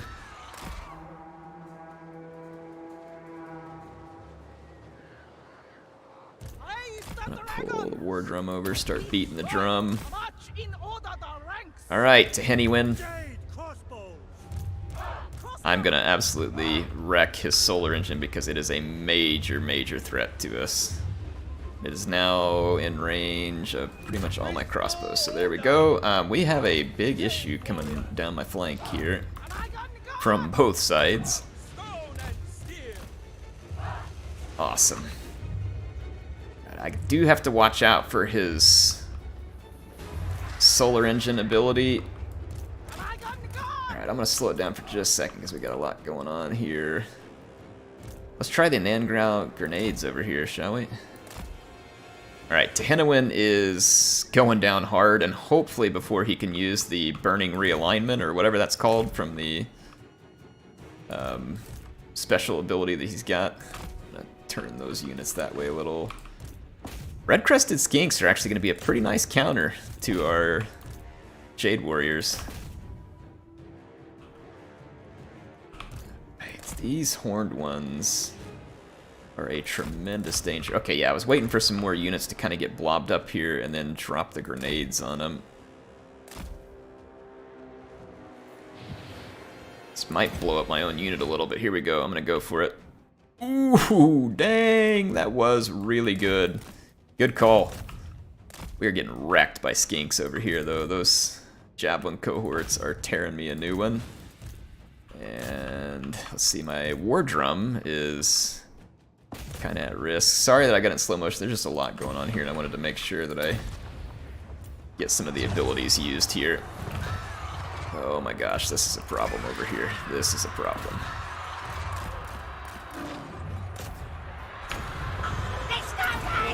Alright, I will get to the tipped comment here in just a minute. Thank you, Mr. Good Noodles. I will cover that in just a moment when I get done with the battle and I've got a better moment to cover it.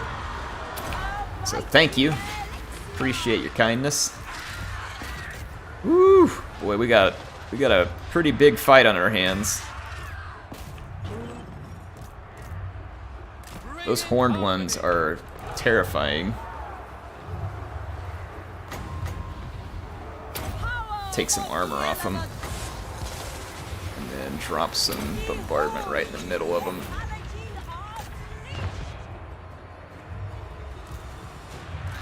Alright. It's a good thing we killed Tzeentch, because the rest of his army came in hot.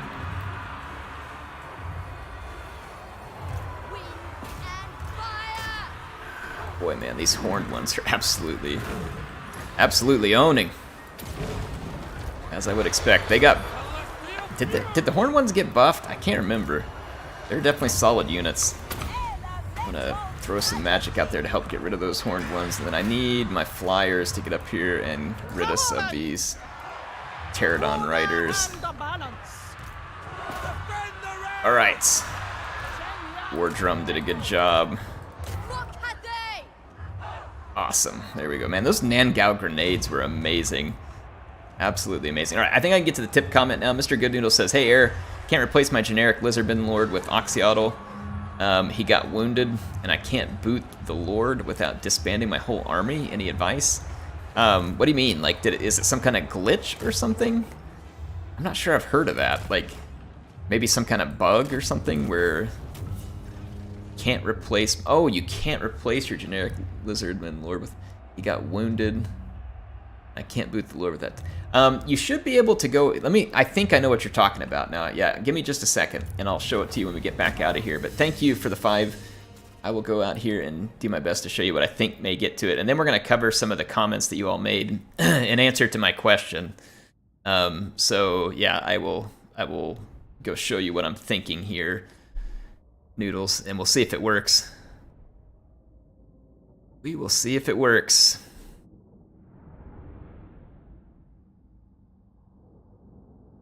Alright, let's load out of here. We did lose a Jade Warrior. I'm not shocked, man. That was a brutal fight. Those horned ones do tremendous armor-piercing damage, and Jade Warriors are not the answer to horned ones. But I was working with what I had there. Fortunately, though, we gave Tzeentch an absolute massacre there in terms of him, which didn't give him a chance to use his burning realignments, or whatever they're called. When the turn ends here, I'm going to try and get to Mr. Good Noodle's comment, and then I'm going to move on to the other comments to get some of the thoughts that people are sharing here. And again, if you're watching this afterwards, please share your thoughts down in the comments too. I very much want to hear it. Helps me get a better idea for, you know, where the total community stands when I get more feedback from folks. So there we go. It's going to knock out both of my crows. I don't approve of that. That's irritating and annoying. But I don't want to just sit here and keep sieging either, so I guess I'm going to have to... I don't really have any magic, so I should be able to use my crossbows to get effect, and then maybe I can use this as a time to get in here and take care of some of this stuff. So, oh crap, I forgot to get the Noodles thing there. Crap. Don't let me forget to go show Noodles. Noodles, I think what you need to do is... you can disband on the campaign map. Like when you click on an army and it's got the unit cards down at the bottom, you can click on the Lord, and sometimes there it won't let you disband. But if you go and click on like the icon over by your Lord where you go to do your skill points, and there's like the screen where you do the armor and ancillaries and equipment, down at the bottom right of that screen is a replace Lord button that should work when you go down there. Now, if that one's grayed out, that to me seems like either you have a glitch or there's something that can't allow you to switch them for whatever reason, but I'm pretty sure if you go down, you'll be able to find it there. So go into, like, again, when you're out on the campaign map, your Lord will be over here when you select him, and there's, I don't remember exactly where the button's at, but it goes into, like, their skills where you can run upgrades and other stuff like that. And like I said, go down, and then once you get into the screen where it's got, like, their armor and ancillaries and abilities and all that stuff, go down to the bottom right, and I believe there's, like, a replace Lord thing. Because I think the one you're talking about is when it looks like this out on the campaign map. You're going and clicking on your Lord, and it brings up the little interface right above it where you can kick a Lord, and sometimes that won't let you do that. So try that and see if it works. I hope that'll get it fixed for you. Okay, now I'm going to get to some of these comments you all are making about the state of Total War. The first one was from Pilgrim. He said, if CA came back from Rome 2, Pharaoh and Shadows of Change should be nothing. It says, definitely a rough patch overall, but we're fine. CA just needs to keep an ear out. I hope you're right. I want to take that same mindset, Pilgrim. I want to have that positive mindset, and I hope you're right. Is at the heart of So I hope you're right. But rough patch, I agree. It is a rough patch.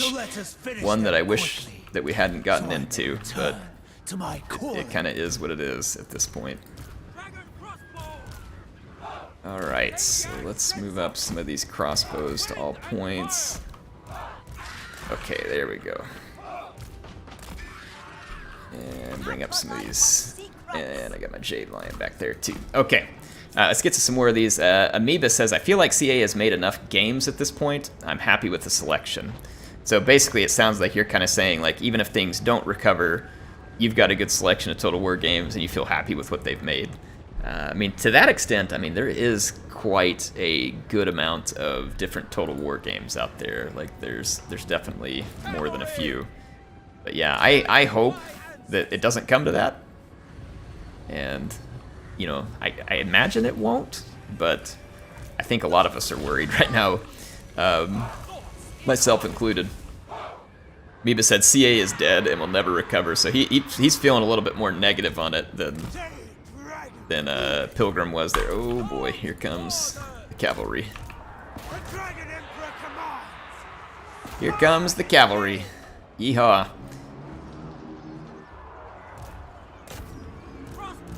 Alright, we gotta get into those horned ones. They're kind of pulling through the lines there.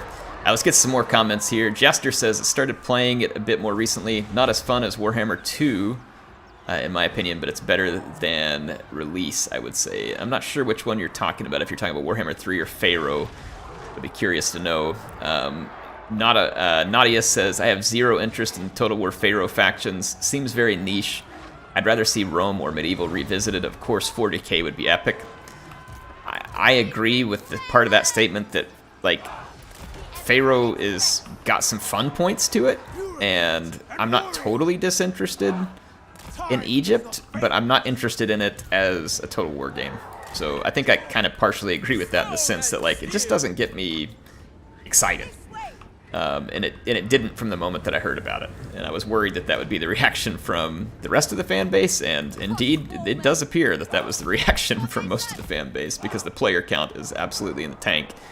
Regina says, I think it's fine. The price hike theme was problematic, but that's CA's marketing problem and not a Total War problem. I've played and had fun with games for far buggier than Total War.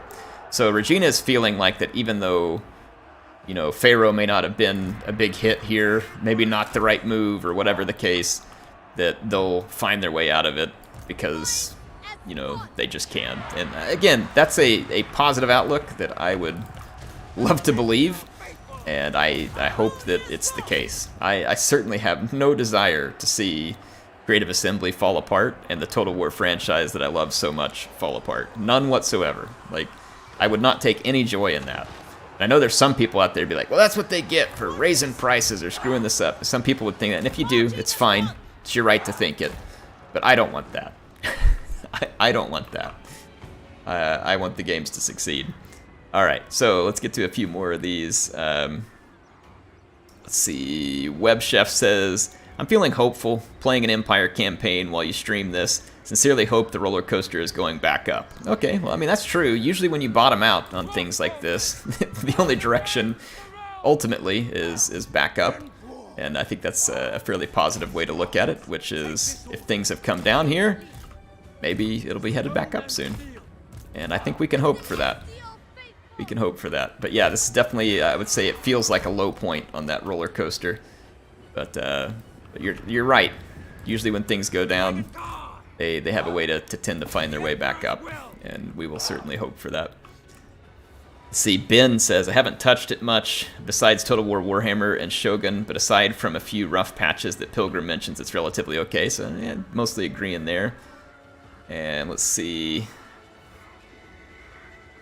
Jack Shadow says, I think the price for what we get is hard for me. I've been playing Medieval 2, and it's shocking how many great things we lost in Total War. Rome 2 is probably my favorite right now. I'm tired of Warhammer.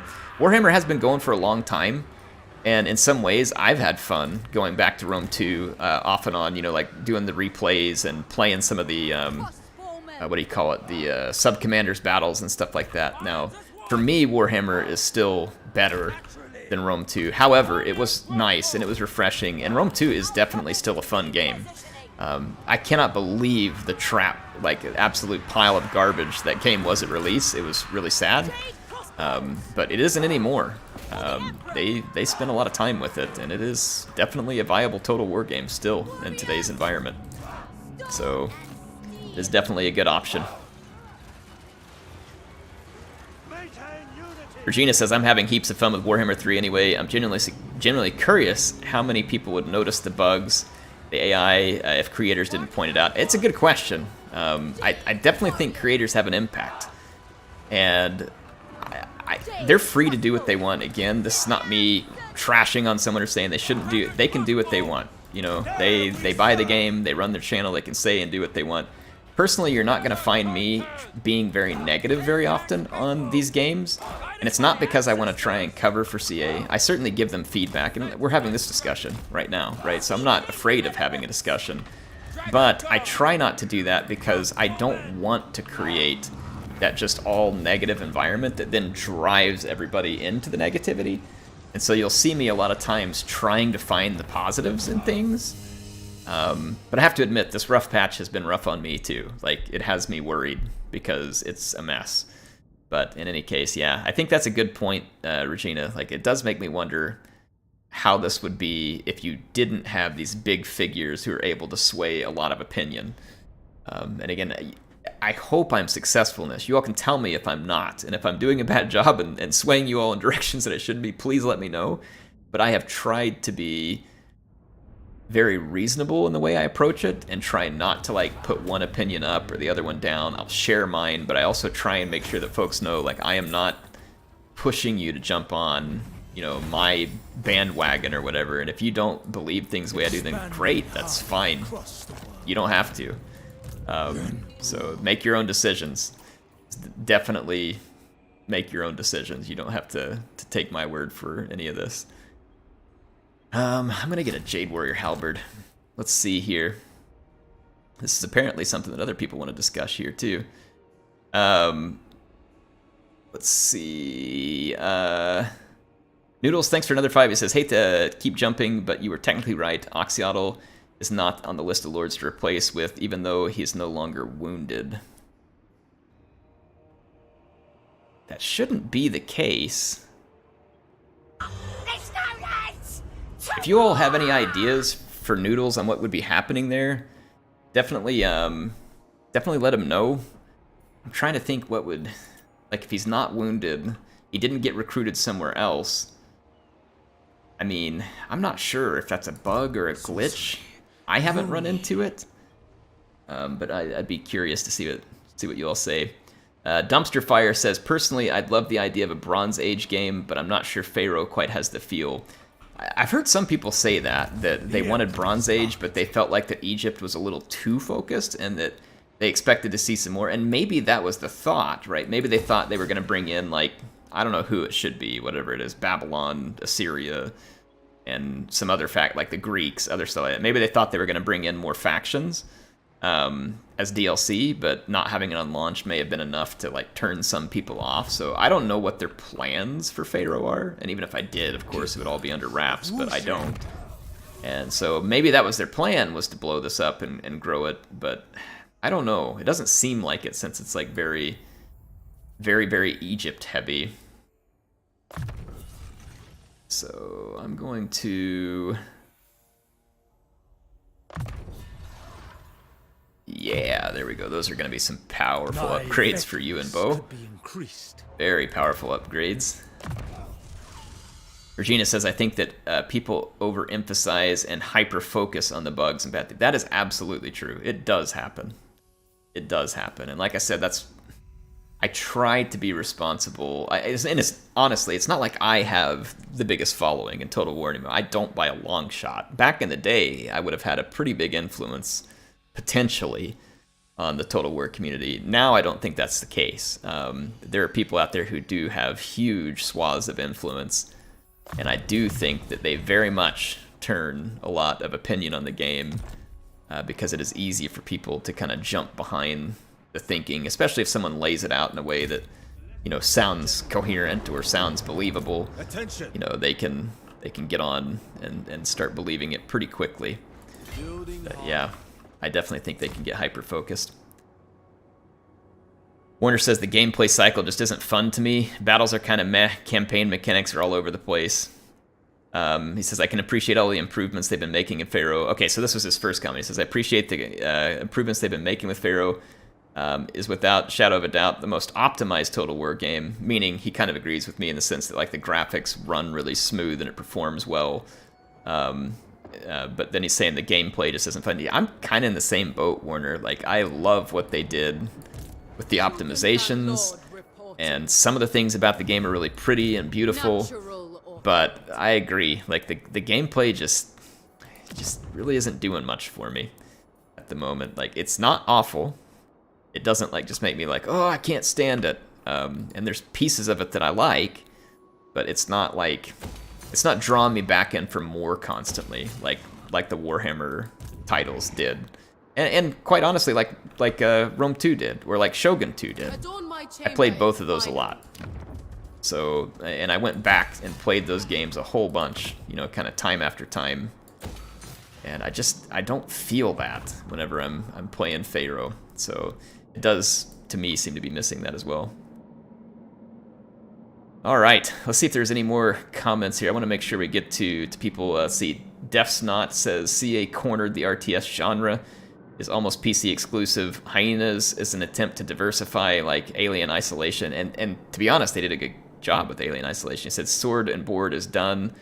40k is the only new frontier. I want Mech Commander Gold 2, Warhammer 3, 5,000 hours. Yeah, Warhammer 3 is amazing to me. I kind of agree that it would be interesting to see CA push a 40k title. And I say that for a couple of reasons. And it was amazing to me, obviously, what Fantasy Battles did for the game. And now it really makes me want to see, well, man, what could 40k do for the game? Now, I think they might have to change things a little to match up with 40k. I don't know if 40k, like in terms of tabletop, in terms of the way the lore works, like I know there's huge battles in 40k in the lore, right? Because everything's like on this massive galactic, like universal scale. But I don't really know like how, I don't know enough about Total War to know perfectly how 40k would mesh with it. But I mean, CA could always make an RTS game kind of like Halo Wars 2 that's 40k based. And that could be super fun. They could maybe make it into Total War. And if you had like naval battles as a part of a 40k thing, like so imagine like the campaign map is like a big sector or the whole galaxy or whatever. and you're moving ships around, and you kind of have like big naval battles, kind of like the stuff that we saw in Gothic Armada, the games on computer. And you mix that with like the Total War genre land battles. I mean, that could be pretty sick. It would be a huge undertaking, but man, that would be sick. So, I mean, I would be down for that. So I agree that 40K could potentially take Total War in an interesting direction. Now, I know one thing's for sure. Me saying that would probably absolutely blow the top of the people whose idea of Total War at its best is like Medieval 2, Rome 2, that kind of stuff. They would hate me saying this, and I understand, because they, you know, everybody's got a personal preference, and obviously they just don't like this fantasy stuff as much. And so I do think that ultimately CA owes it to the historical fan base, if it's a big enough one to support and make money off of, which I think it is, then they probably do owe it to them to try and push a really big, awesome fantasy title like a Medieval 3 or a new Napoleon or Empire thing. So I would like to see them continue to go down that road, but I do like the idea of them pushing forward into something new. So maybe stop like all the saga stuff, like Pharaoh, like Troy. Just stop that stuff altogether and rededicate your resources to two big efforts.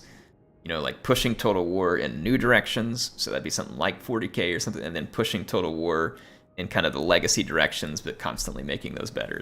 I don't know. There's an idea for us. An idea for us. I'm not going to make that peace treaty either. Anyway, hey, thanks for all the comments. That was really appreciated. Really appreciated. So, definitely like the thoughts there. Someone in the comments here says Pilgrim mentions an Age of Mythology Total War. Now, I would be all about that too. And you have a lot of assets already from Troy. And you have a lot of assets from Pharaoh now.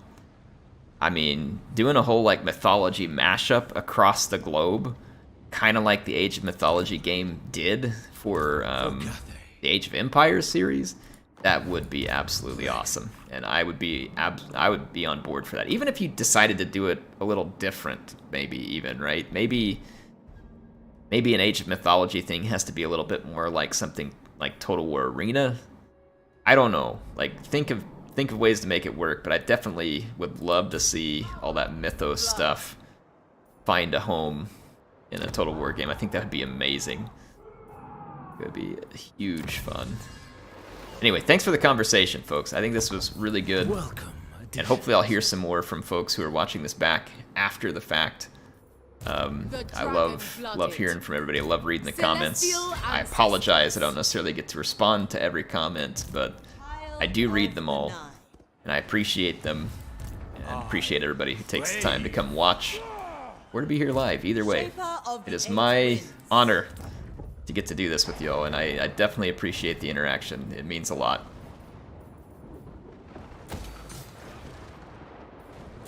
All right. I'm gonna go ahead and spend some money on some buildings here, just because I can, now that I don't have to build an astromancy, what do you call it? The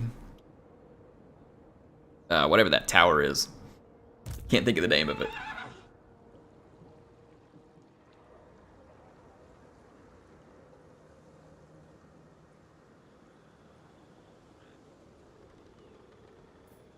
There we go. I see a lot of people mentioning Stellaris and like Paradox games, and it would be interesting. I mean, Paradox makes really good grand strategy games, and they're fun. And I'm having a ton of fun with Star Trek Infinite right now. I have been playing the crap out of that outside of my streaming and, you know, recording time. Like, I am loving Star Trek Infinite. And I think part of the reason I like that game so much is because it's a little simpler than most of the Paradox games. A lot of the Paradox games, I appreciate them. They're really neat, but it takes so much investment to learn how to play them. And I guess I'm just dumb, too. Like, it doesn't hit me immediately how some of this stuff should be done. And so I make a lot of mistakes in the Paradox games. I don't understand the different systems. And so it ends up kind of bad for me sometimes. Now, that said, I think that the Star Trek one for me has been really fun because Star Trek I do understand. I'm a nerd, and I watched all of those shows. And then also, like, the mechanics of that game seem a little simpler, and it is really fun. And I know to some people this wouldn't be cheap, but it was only $30. And so it's like, man, I feel like that's pretty low risk too. If I buy that and only spend like a dozen hours on it, I'm not really out that much money. So like for me, it was kind of a cool buy, and it seems like it has a lot of DLC potential too, which I know Paradox likes to do, like add a whole bunch of expensive DLCs, but I'd be down for that. I would be down for that, but I'm not sure I want to see Creative Assembly go towards Grand Strategy, because I just don't know if it's their cup of tea. And plus, man, I feel like that would be a hard market to compete with, because Paradox is kind of to Grand Strategy what Total War is to strategy, right? Like, I feel like that both of them kind of have that market cornered. So, yeah, but I do like their games. They're a challenge to learn. I feel like they're very rewarding once you learn them, but they are a challenge to learn. There's so much crap to learn. And when you're not familiar with their games at all, like me, it can be tough, like to jump in and learn those. But like I said, the Star Trek one came easier for me. It was still a little bit of a stumble, but like right now, man, I'm absolutely crushing it as the Federation, and it is a ton of fun. Like the mission tree is fun. Everything throws cool references to the show. Like I like it. It's really fun. It's a simple game, but I'm having a lot of fun with it.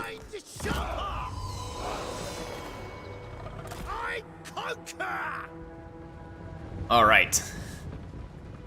I'm going to answer a few more questions from folks in the chat right now, just because I'm kind of waiting on the battle to get going here. The Yoda says, I was watching your live stream of Star Trek.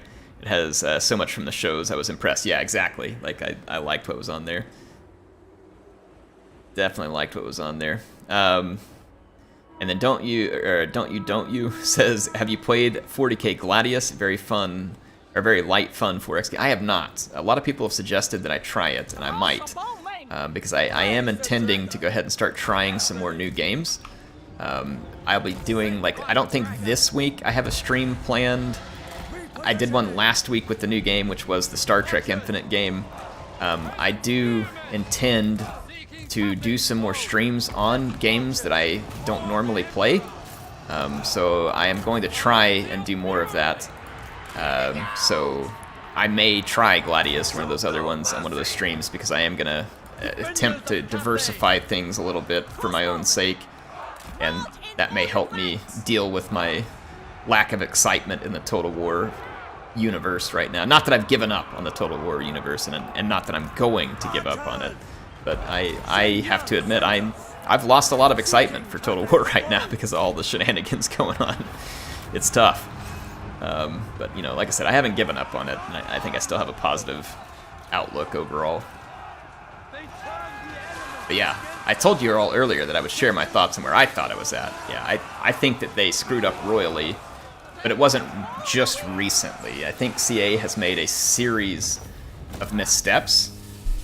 Like, I felt like in Warhammer 2, CA had built up a lot of credibility. They had a lot of people on board. It was kind of like, shut up and take my money whenever they'd release a DLC, because they were really good, and they just kept improving it. And then I felt like it was like this series of events that started around the launch of Warhammer 3. So Warhammer 3 launched without Immortal Empires. It launched without a lot of content. And a lot of people might say, well, I mean, they always do that. They build these games up. And I agree, but it's like once I started playing it and you realize, like, man, all that content I paid for in Warhammer 1 and 2, I can't use it. And it sat that way for months. It took forever to get it in there. And some people will say, well, the Immortal Empires wasn't in Warhammer 2 at launch. It wasn't. But we weren't used to it either. You know what I mean? We weren't used to it. We got used to it in Warhammer 2. And then there was bugs and stuff in Warhammer 3 that needed to be squashed out quickly, and CA took forever to get it done. And they were really slow to respond. And then they were super slow to respond when people said, hey, what's the roadmap? What's the content look like? Tell us what's going on. They were still really slow. And so that had kind of started to tilt, in my opinion, like the player base started falling off. People started losing interest. It kind of came back whenever Immortal Empires launched. You pulled a bunch of players back, and a bunch of people were interested. And then eventually we roll around to the DLC prices going up, and I think a lot of people expected the DLC price to go up. I did, but then it went up a lot, and then their response to it was just absolutely boneheaded stupid. Like, just stupid boneheaded response. And I have no idea why they made that response. And then to me, it felt like that was like the last straw that kind of just broke the camel's back. And then it's like, while the camel's back is being broken and you're watching it crumble to the ground in a pathetic, pile of pain, it's like, oh, here's Pharaoh, and it drops right on the back of the camel too. And everybody's just like, really? You know what I mean? Like, and so it's like Pharaoh, I don't think Pharaoh would have received this cold of a reception if we hadn't already been going down this road, right? So I think it was like the horse just died and then Pharaoh came and beat it some more. Anyway, that's my opinion on where things are at right now. Again, though, I'm trying to be optimistic. I also think they'll pull out of it. And I think that we'll see Total War get back to a good place. I have to believe it because I like Total War too much to give up hope on it. But anyway, that's just me. But yeah, there you go. There's my thoughts. But I wanted you all to share yours first because, again, I don't want to be influencing you into thinking something that you don't actually believe just because I said it. So that's certainly not where I want to go with things. But in any case, there's my thoughts on it, for whatever they're worth. Don't have to listen to me, though. And considering that they're my thoughts, they're probably not worth much. All right. Caravan Master, let's do Wayfinders. A worthy addition to my arsenal. End my turn here. I need to look at, so the victory conditions are all around building the buildings that let us do the different directions on the compass.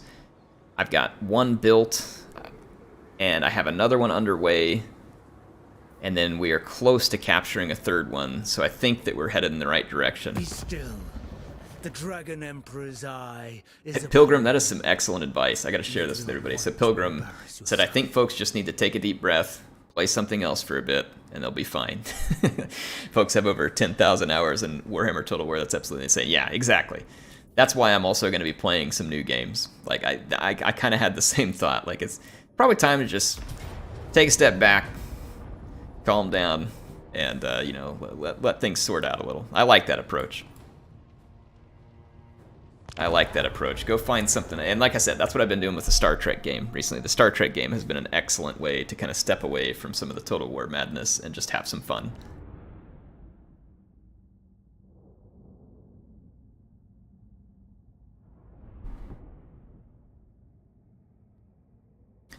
All right.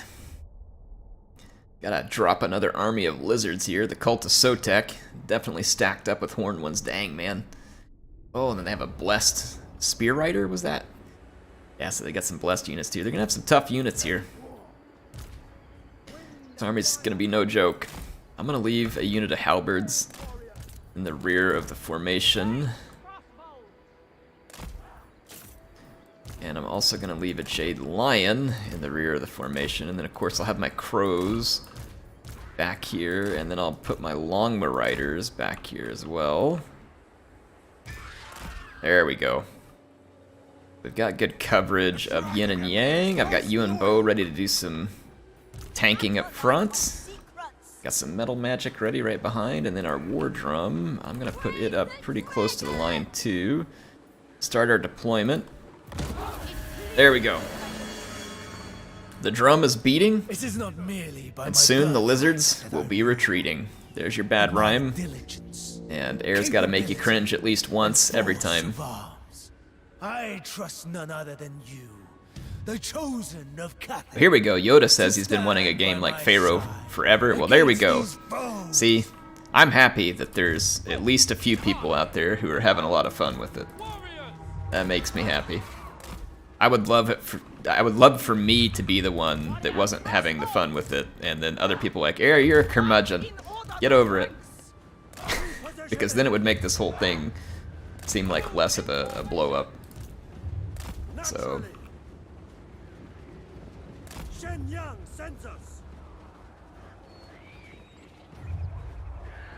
All right.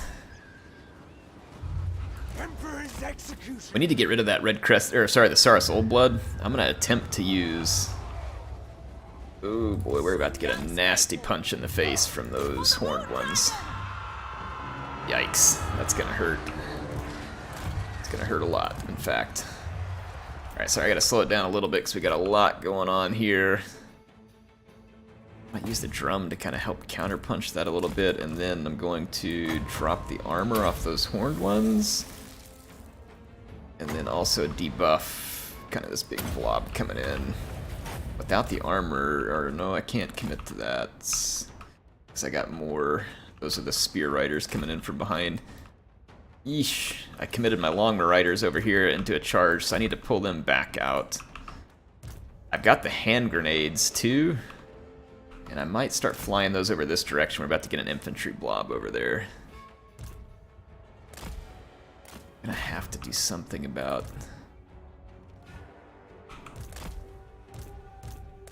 Let's hit play. I gotta learn how to play faster. Just get over it here.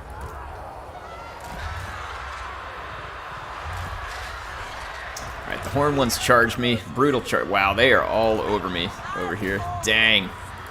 I'm getting absolutely crapped on right now. Try and buff some of these units up. Woo! The lizards are really good at rushing me in these battles, and that has been tough. I've got the hand grenades at the ready, but I'm in melee, so I'm not sure if I can drop them. I don't think my units hit the ground, so I should be able to come across that formation. Drop them! Oh yeah! We dropped the holy hand grenades, folks. Alright. Stone and steel. There we go. Cavalry. Man, I like this. These lizards are absolutely ferocious. They're putting up a fight. Look at that old blood out here going toe-to-toe with Yuan Bo. Toe-to-toe with Bo. I guess I shouldn't be surprised. Old ones are very competent melee characters. I'm gonna actually try and get rid of these guys with a little bit of... Oh, it's too slow to cast. Hit him. Alright, good. I got him. And then I need longbow riders and stuff to get down here and help finish those spear riders. Man. I like it. These lizards are all kinds of feisty in these battles. It's fun getting a good challenge here.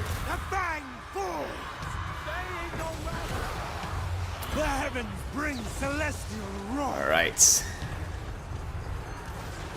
And we alright, he's gonna get away, but I can hit him with the Executioner, which will nearly kill him, and then I can pop him with a couple crossbow shots.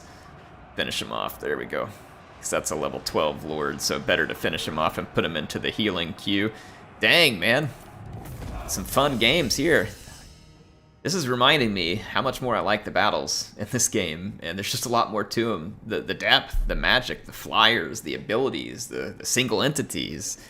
And then you've got the bonus versus large, the ones that don't have bonus versus large, the shields, no shields, the range, AP range, poison range. Like, oh my gosh, man, this game has some deep battles. Magic. And like special abilities like, you know, devastating flankers and oh man, this game has, I don't know, that's another reason why oh, we lost our war drum. Crap. I must have gotten distracted. I bet you all were screaming at me. Dang, I'll have to get that back. That sucks. Because that war drum is a really good unit.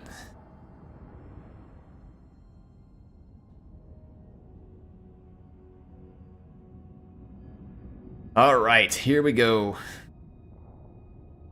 Here we go. So, what brings? Now let's see. Lewin wants a non-aggression pact. I mean, sure, why not? Let's see here. And gotta get to the next thing. So, and I sure appreciate everybody coming. Again, appreciate folks sharing their thoughts on the games. That made for what I think will be a good conversation for those of you who are here live, and then for anybody who watches it afterwards. Our caravan completed. We picked up some nice cash off of that.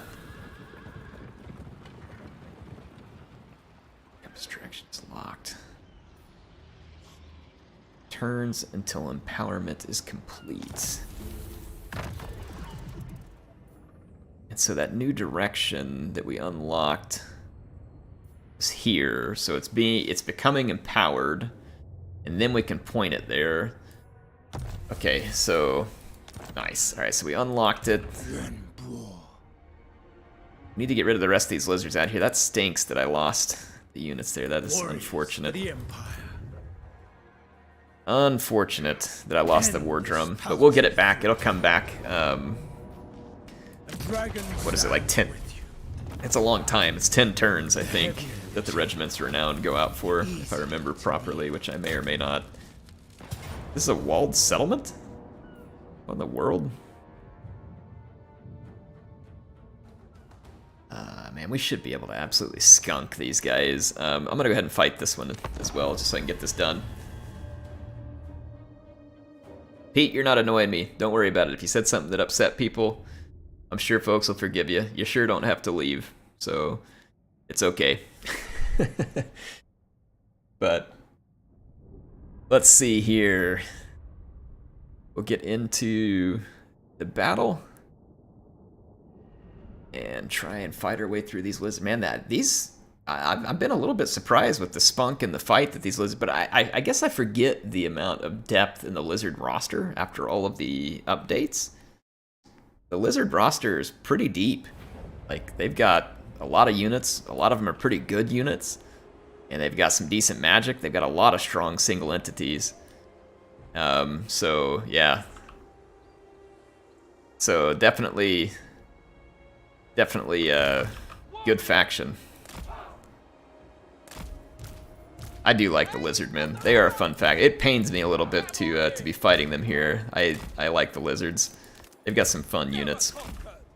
There's a lot of factions that I really enjoy in this game. Okay, let's take our crossbows.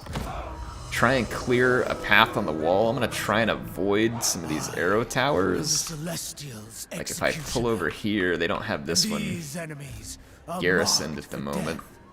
So like right there, like that. Move over here. Yeah, like this. We should be out of the range of that tower if I scooch up over here. And then let's take Yuan Bo and transform as soon as we get the ability here.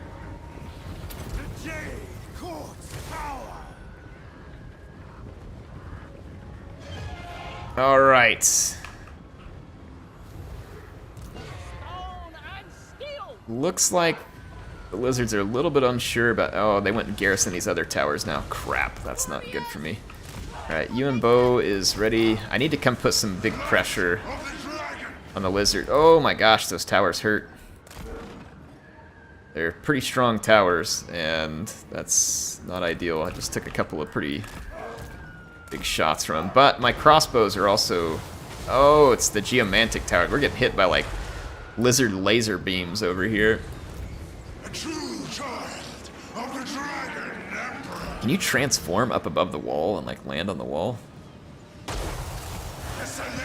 About to find out.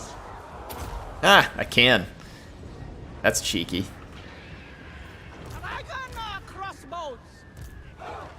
Oh, he went down straight to the ground. Interesting.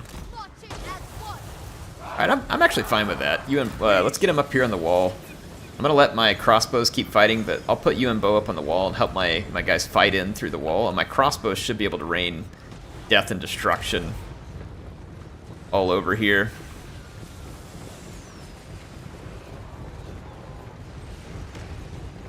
Let's see. Ah, those towers. They suck. Well, I mean, they're great for the lizards. They suck for me. We gotta get up the walls in a hurry. I can't take these towers all day. They don't even have a unit garrisoning these towers, do they? Okay, yeah, they did. They just ran one right across the front.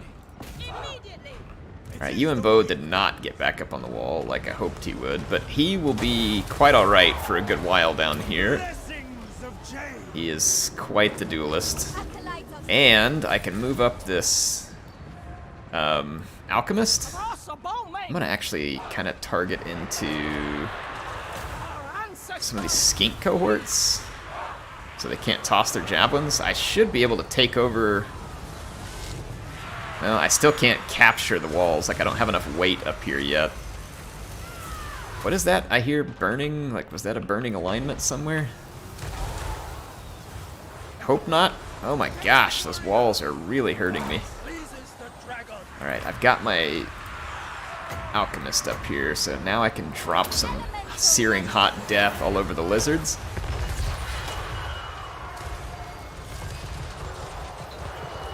Awesome. I'm gonna try and break these guys up a little quicker, because boy, they have been all over me. Wow, I'm gonna totally lose a Jade Warrior here. Where was that unit at? It just got absolutely dumpstered by something. I didn't think they had any magic, but good grief. Like, it's down to one entity all of a sudden. And those towers are just kind of relentlessly firing at my crap over here. And I still haven't made a capture, though I have significantly reduced the number of lizards. But they have also caused a lot of damage to me. This is a fairly painful battle, all things considered.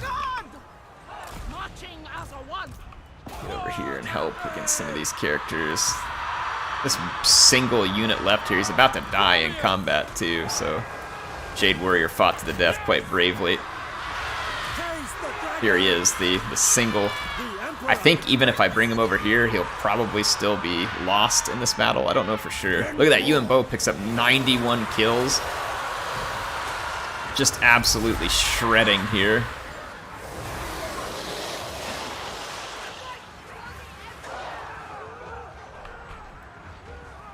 Man, what is it? Those towers getting my stuff? It had to have been. Golly, look at those things just chipping away at me. Whew. Towers hurt. Towers hurt. Alright, Yuan Bo is still owning. He's up to 132 kills. He's not using any damage magic either. I can do this to help him out, though. We gotta win faster. Like, we need to dumpster these lizards as quick as we can. And I'm actually gonna have to probably turn my crossbows off of fire at will, because I don't want to accidentally shred my own units. But this one here might be a little vulnerable. I don't know. We'll see. Some of my units don't like the angle. Let's reposition back here, maybe. If I can pump some shots into those Saurus warriors, try and end them a little sooner. What do the lizards have left? They got a couple of units up in town. They got a skink skirmisher and a javelin cohort and maybe a few others, but we have managed to crunch through most of their numbers back here. Hopefully we don't get a miscast here, because we're already beat up enough as it is. I'll see if I can burn through some of the remainder of their units here. We'll do some final transmutation, some big debuffs. Yeah, there we go. Those Saurus warriors are going to be feeling the heat now, and then that may get a chain route started. Man, Yuan Bo, 196 kills. All in human form as well. That dude is an absolute unit in melee. I love it.